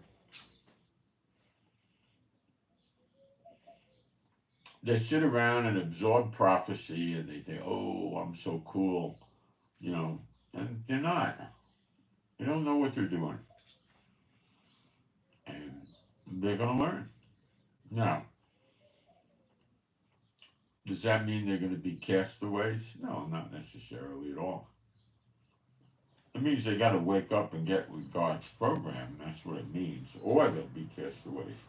Not just with covetousness, with many other things, because where there's bad fruit, there's going to be a lot of it, not just one or two things.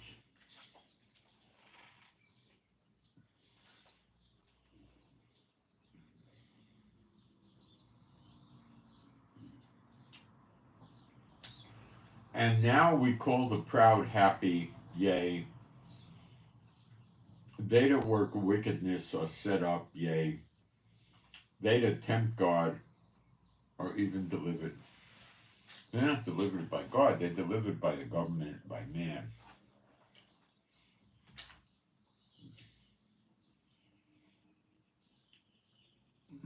Okay? So there's a lot of people that just don't believe that God, is going to do anything good or bad. So it may as well be bad. That's how they think.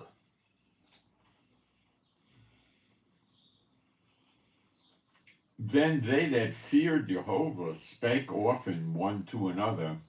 You guys, that's you guys. And the Lord hearkened and heard it, and a book of remembrance was written before him for them that feared the Lord, and that thought upon his name. You do think upon his name, don't you? That's the book of life you put in. And they shall be mine, saith Jehovah of hosts, in that day when I make up my jewels,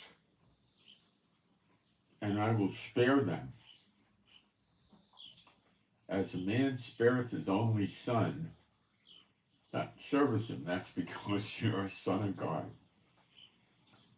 Then shall we return and discern between the righteous and the wicked, between him that serveth God and him that serveth him not. This is going to happen in the beginning of the year of redemption. This is when you'll see this fulfilled. Now let's go to the next verse.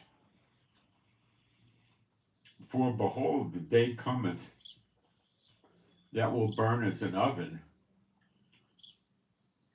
and all the proud and all that do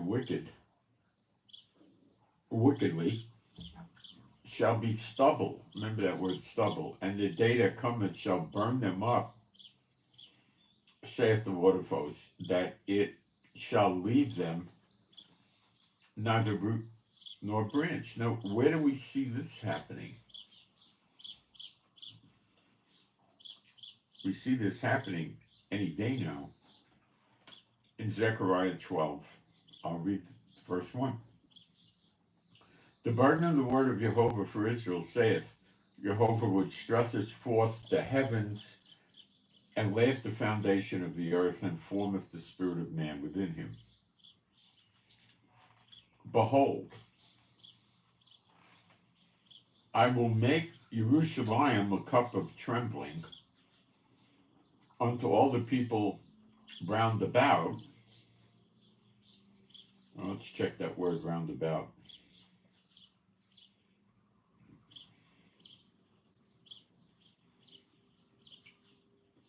Let's see what Strong's puts it into English as.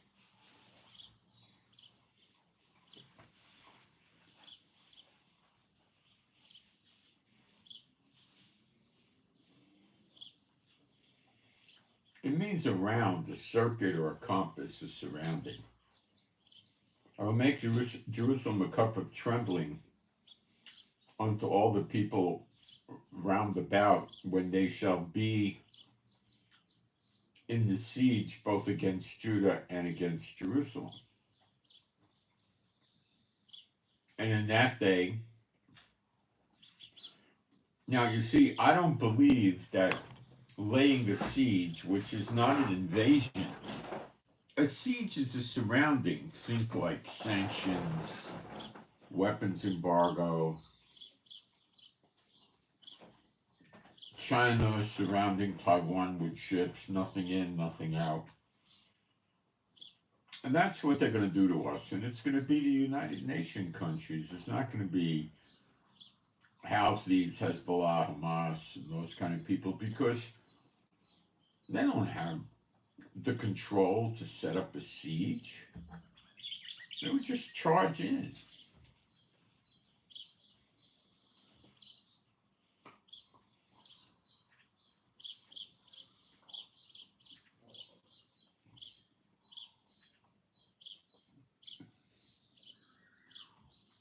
In that day, saith the Lord, I will smite every horse with astonishment, and his rider with madness, and I will open my eyes upon the house of Judah. That's wonderful. To the Jew first, then the Goyim. Judah gets it first.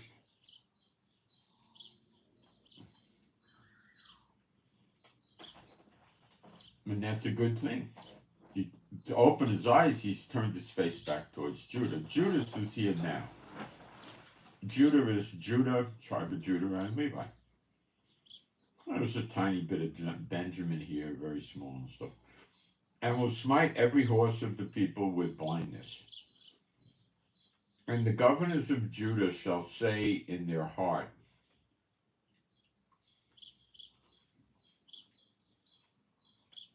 the inhabitants of Jerusalem shall be my strength in the Lord of hosts their God.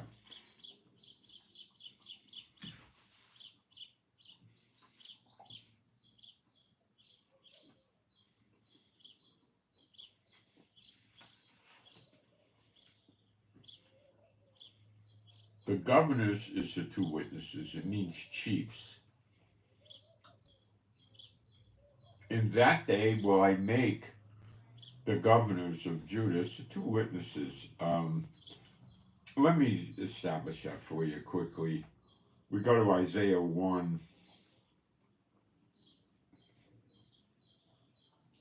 I don't know, verse 25 or something.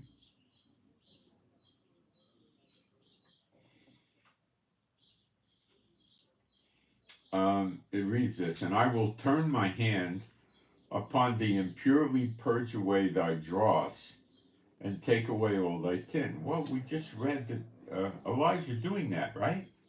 Tied to the 2/3 getting cut off, right? Okay. Next verse, Isaiah 1:26. And I will restore thy judges as at the first.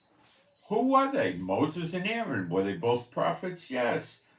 Are the two witnesses, Elijah and Apostle John, both prophets? Yes. Read Revelation 11.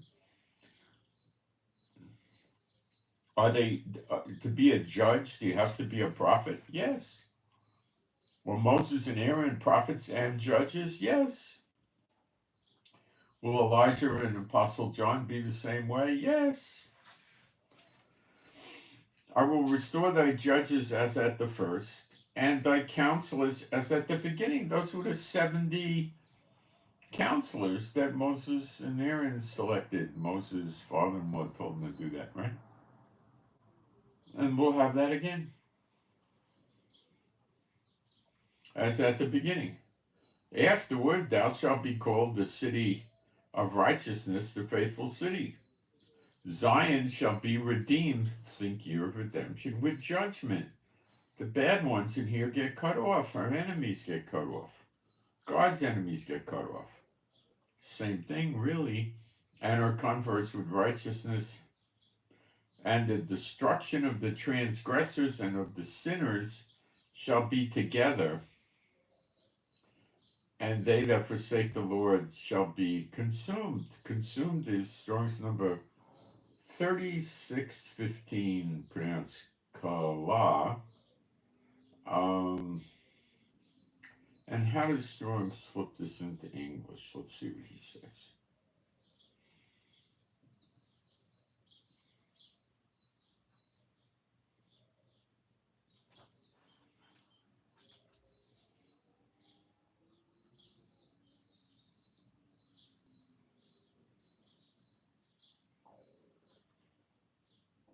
It means completely done away with, destroyed, completely consumed.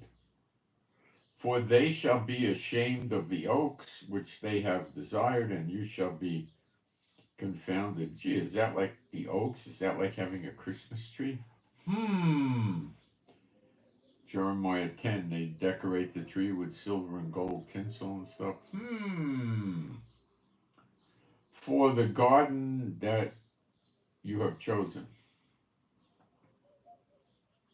For you shall be as an oak whose leaf fadeth, and as a garden that hath no water. Uh-oh. All right, let's go back to Zechariah 12. I think we're around 6, maybe.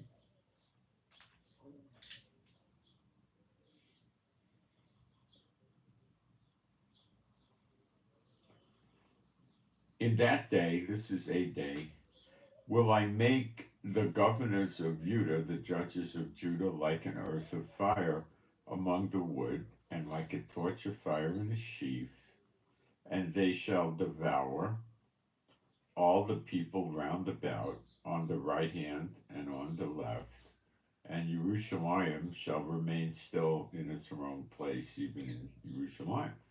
So who do you know that has fire coming out of their mouth? But the two witnesses. And note that he says it twice because there's two of them. The judges of Judah, like an earth of fire among the wood, that's one, and like a torch of fire in a sheaf, that's the other, and they shall devour. What is the word devour? Akal means burn up. It's not the consume word, it's a different word, burn up.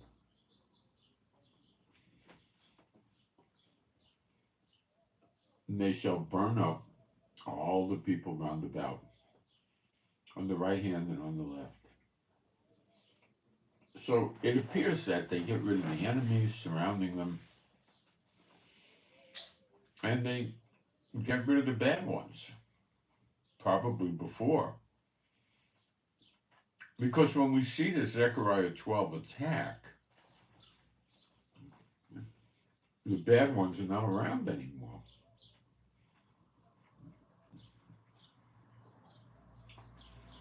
The Lord also shall say, verse 7, save the tents of Judah first, the Jew first, then the Greek, or then the Gentile, that the glory of the house of David and the glory of the inhabitants of Jerusalem do not magnify themselves against Judah.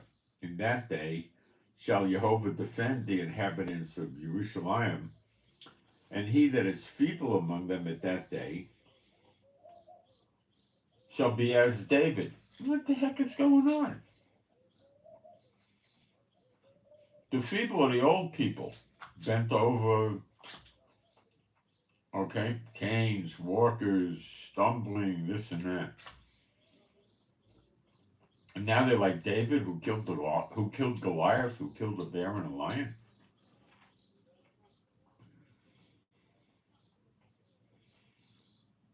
And the house of David shall be as God, as the angel of the Lord before them. That's the glory God of Israel with Moses and Aaron in the wilderness, Michael. He killed 150,000, something like that, in one day.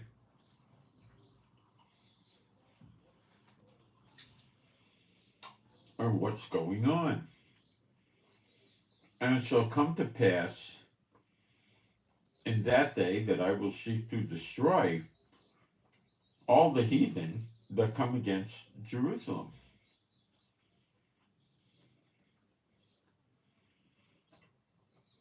But it really is saying, you can interpret it as saying the nations, the heathen nations.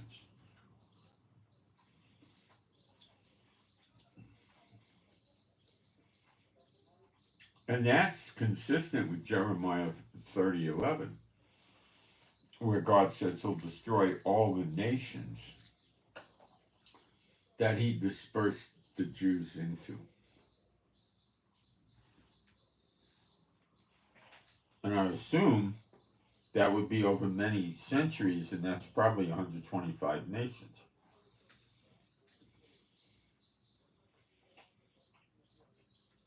And that's associated with the birth pangs in Jeremiah 30. So don't think it's way off in the future.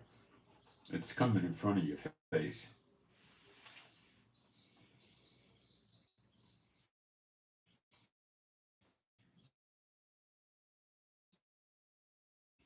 Zechariah 12:10. And I will pour upon the house of David Zion.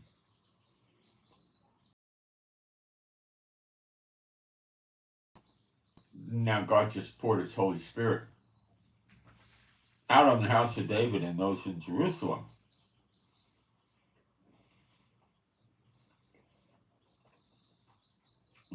Can they be non-believers with God's Spirit poured out on them? I don't see how. They're believers.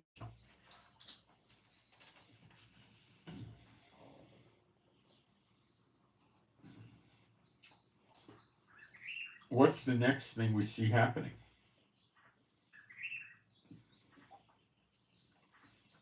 They shall look upon me whom they have pierced.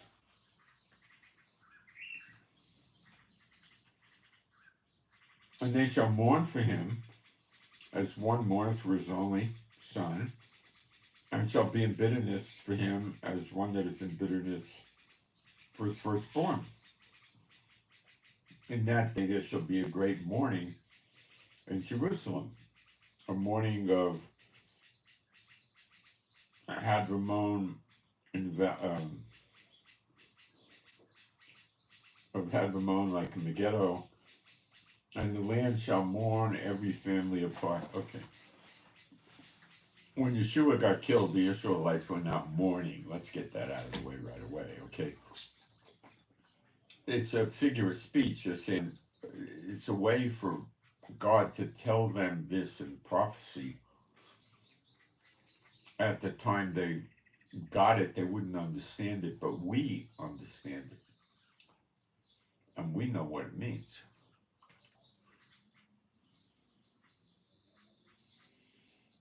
First, the Spirit is poured out on them and they're believers. Next,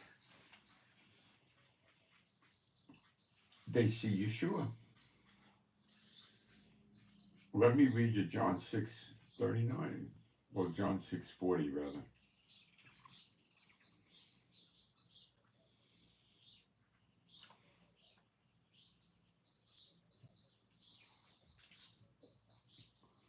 And this is the will of him that sent me. This is God the Father's will. That everyone which seeth the Son and believeth on him may have everlasting life. And I will raise them up at the last day. The last day happens when there are no more days. Not the same thing. Right then and there, they get eternal life. And that's why the feeble are like David, and the house of David like the glory of God of Israel. And they're believers before they see him because he poured his Spirit out on them. This is the sign of the Son of Man in the clouds. This is him appearing like lightning from the east to the west, seated on the right hand of power, which is his Father. His Father said, Jehovah said in Psalm 110:1, the Lord said to my Lord, sit thou at my right hand until I make your enemies your footstool. Yeshua says he's at the right hand of power, which is God the Father. He's not coming to live on the earth. He's appearing in the clouds, and he's still on the right hand of God the Father because his enemies have not yet made his footstool.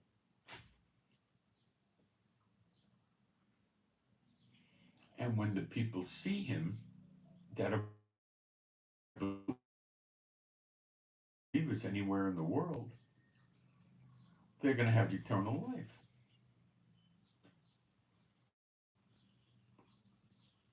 And this was the big hope of the apostles that the church squashed out. They did a great job of it too. Now, where do we see this in another place? Right in Malachi 4. For behold, the day cometh that shall burn as an oven. Sound familiar? And all the proud, yea, and those are the Satan bots. They're proud because they know the demons and they think they got it knocked, you know?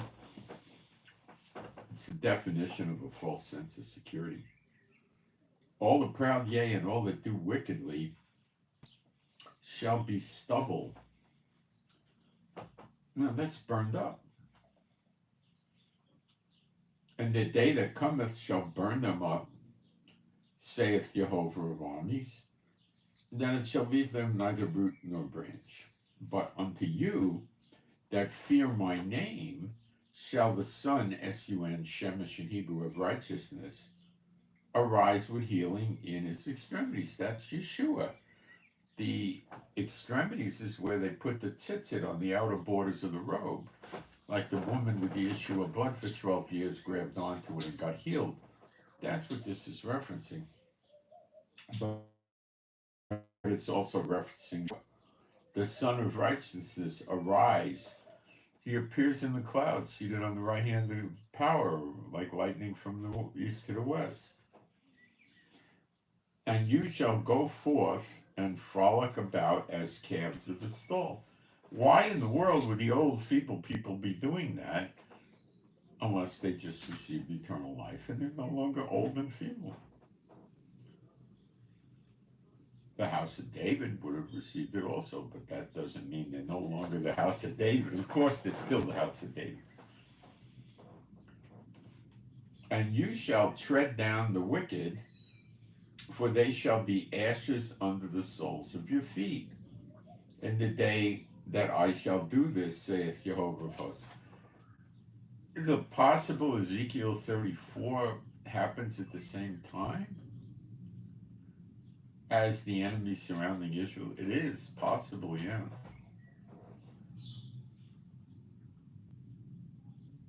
I think it happens before, but it could be possible they get it at the same time. And then he goes on, it says, remember you the law of Moses, my servant, which I commanded unto him in Horeb for all Israel with the statutes and the judgments. Oh yeah, that's the same law the churches say is done away with, yeah. You know, because it says in the Ten Commandments, you shall, you know, observe the Sabbath day and make it holy unto the Lord and not work, right? And not only did they not pay attention to that, they actually had the audacity to change the Sabbath day to Sunday. Where if I was going to worship the sun god, I'd worship on Sunday, wouldn't you? The sun god's name is Tammuz. Guess what his birthday was? December 25th. It's a fictitious mythological thing, but I think you get the idea.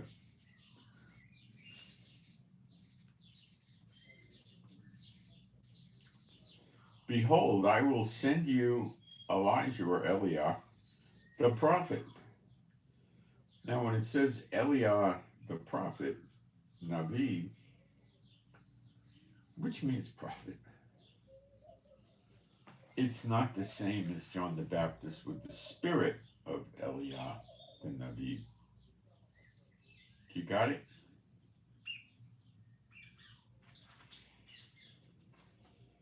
It's different. I will send you Eliah, Navi, Elijah, prophet Elijah, before the coming of the great and dreadful day of Jehovah. That's your Gog and Magog. That's many years down the road. And he shall turn the hearts of the fathers to the children, and the heart of the children to their fathers, lest I come and smite the earth with a curse. And this is what's going to happen in the very, very, very, very near future. And does the church have any ideas about this? Not in the least. They're so lost. Unbelievable. All right, what's going on in the chat real quick?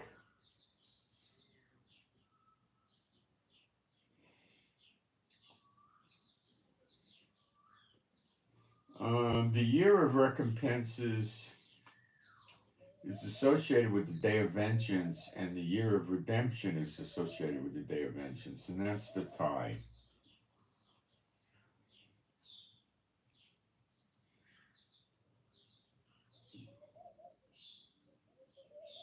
Here's a perfect example of a church victim.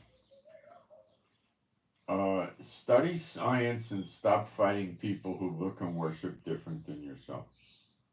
Well, that's not even a church victim, that's just pretty bad.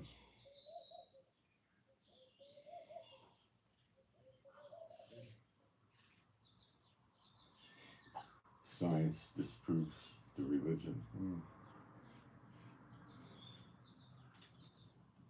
They said the 20, I don't know if they're ever going to do the red heifer or not, guys. It's rabbinical stuff. I don't follow that very carefully.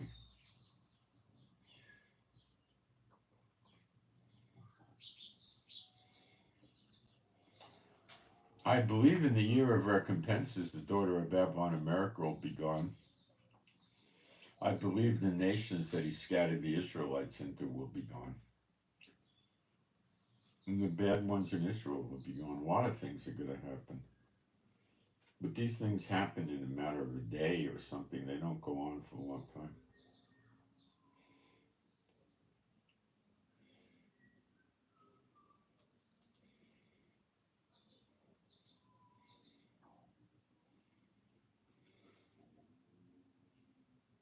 I don't know anything about a boat channel. I don't have a channel for boats. Can I bark in the mic? It's a good reason to say no more.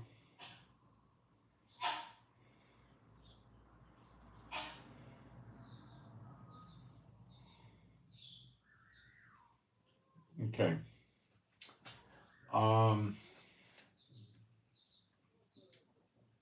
When we see Elijah training the Levites in Malachi 3, it's pretty possible the government may still be around, but not that likely because they would try to stop him. You think Netanyahu and his crew are going to have a man of God training the Levites as to how to do the sacrifices in a temple and all that? Come on. I wouldn't want that.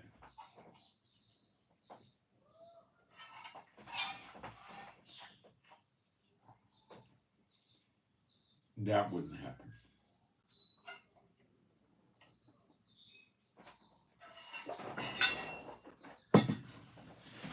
I think they were already gone. But Ezekiel 34 depicts it, but it doesn't tell us exactly how they're gone.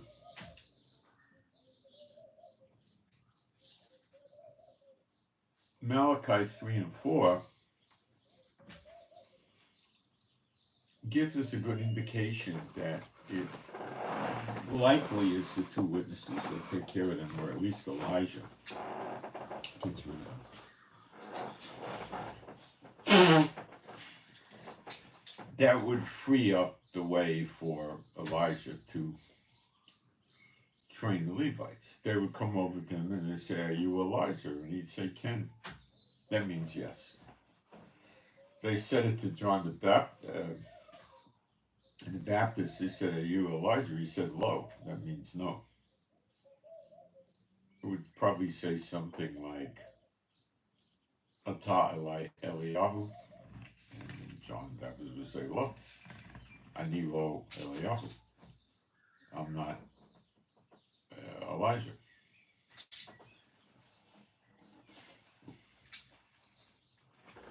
There'll be a lot of celebrating for those that don't get cut off. The Jews have been waiting for Elijah to come for so long. Close to 2,500 years, I reckon, something like that.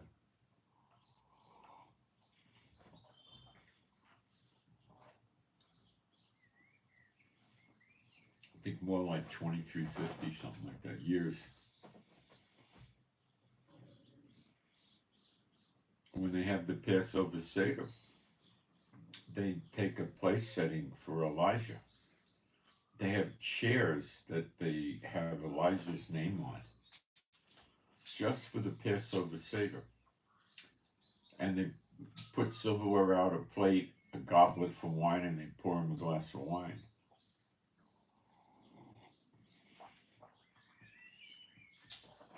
If it's safe, they leave the door open to the house so Elijah can come in. But this is all non-biblical tradition that has no biblical basis, but they do it.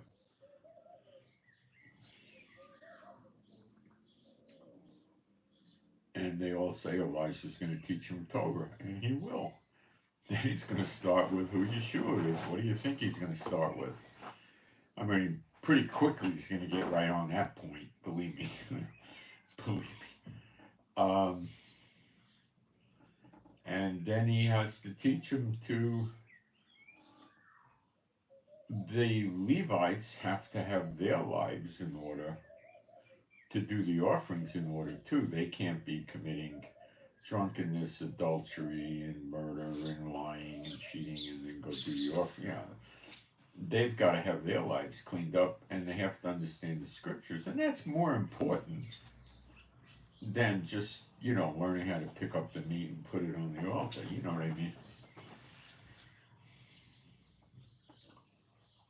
And they got to know how to teach the people.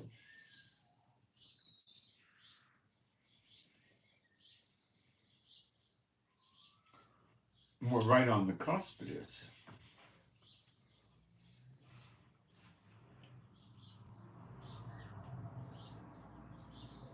So all this bad, so-called bad stuff and great stuff are going to be happening at almost the same time. As some of you may have noticed, things are ramping up in the world. They're getting more intense. Big events are happening more frequently. Like yesterday, we talked about Russia sending 2 warships to the Red Sea. What the heck is that about? Are they going to start attacking the Houthis? Are they there to defend the Houthis? I mean, what are they doing? Putin's not talking. He doesn't tell the truth that much either.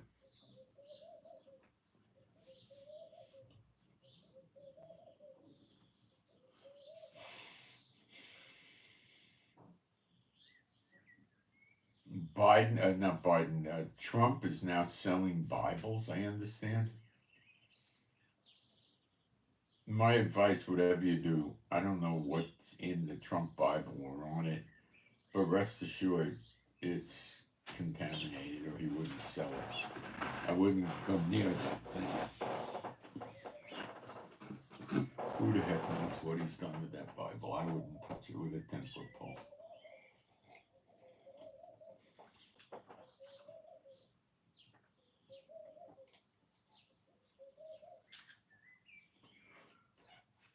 To think Trump's a Christian is pretty comical.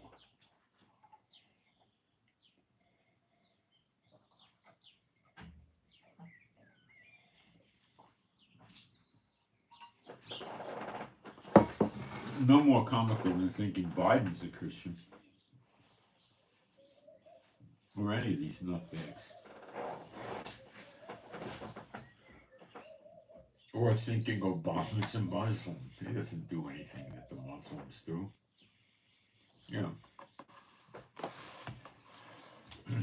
The leaders of all the religions deep down inside are just Satan bots impersonating being in this religion. The religion is for their followers, not for them. Okay. So do I have any questions in the chat?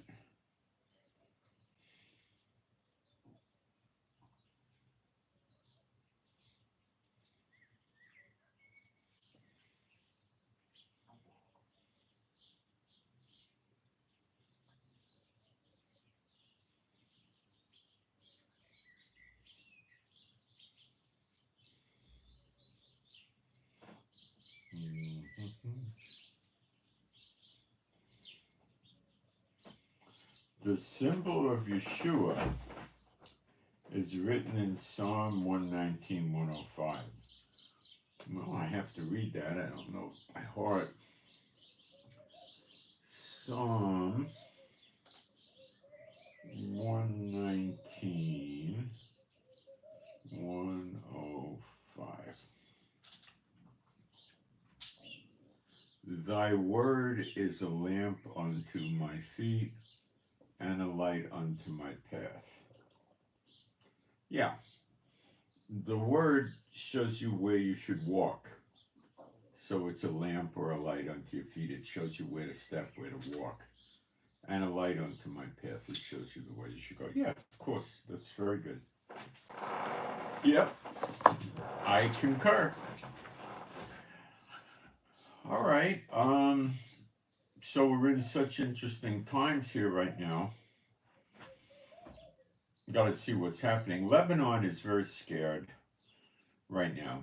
And Lebanon is throwing all kinds of junky missiles at us, and the vast majority are missing, and some get shot down and all this stuff. And Iran keeps trying to smuggle weapons into Syria by going to Iraq, from Iran to Iraq to Syria into Lebanon, and we keep blowing this stuff up in Syria, and before they could get it to Lebanon.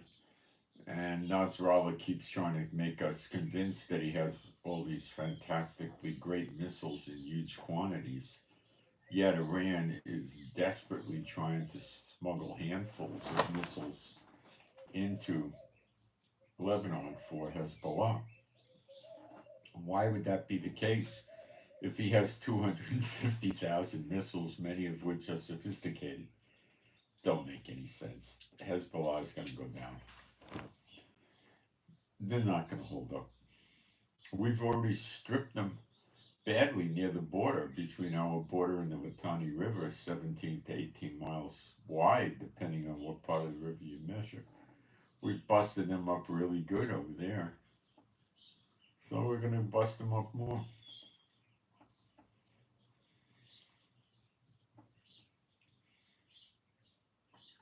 They're not going to surrender. We got to bust them up, that's all. And that's what we'll do. Bust them up. And then the idea, according to Biden, I'm sure, is to put the elected government of Lebanon in control.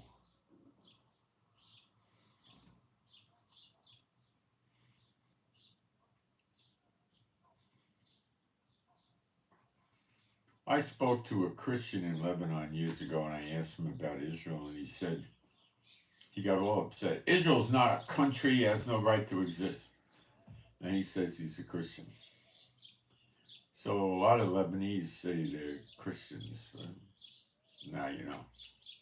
Are they all this way? No, but I'm sure a bunch are. They want to be believers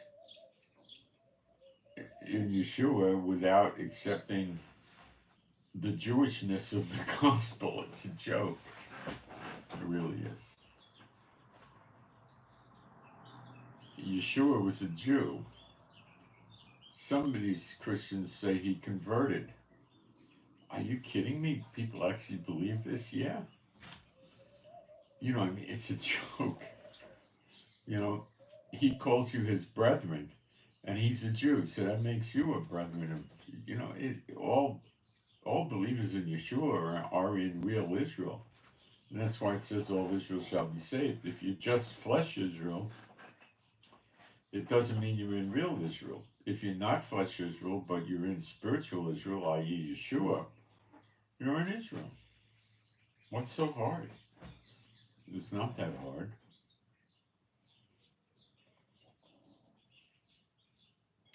Okay. So I'm Moshe. Please pray for me and my wife for our peace, safety, protection, joy, healing. Pray for our finances and offerings to keep coming. Keeps us going. Pray for our animal, and thank you very much, those of you that give offerings. Thank you. And pray that our animals and pets be happy, healthy, and whole. They're all rescues. And pray for better videos. And pray that the Lord gives me more insights I could pass on to you about prophecy and timing. And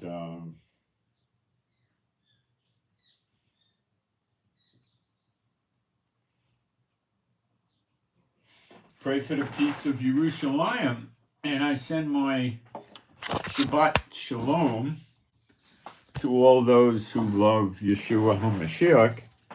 And I'm out a little bit over 2 hours, like 2.25, 2 hours, 20 minutes. That's probably where I am, 2 to 2.5 hours. Can't get it to an hour and a half. Okay, kids, I'm out. Thank you.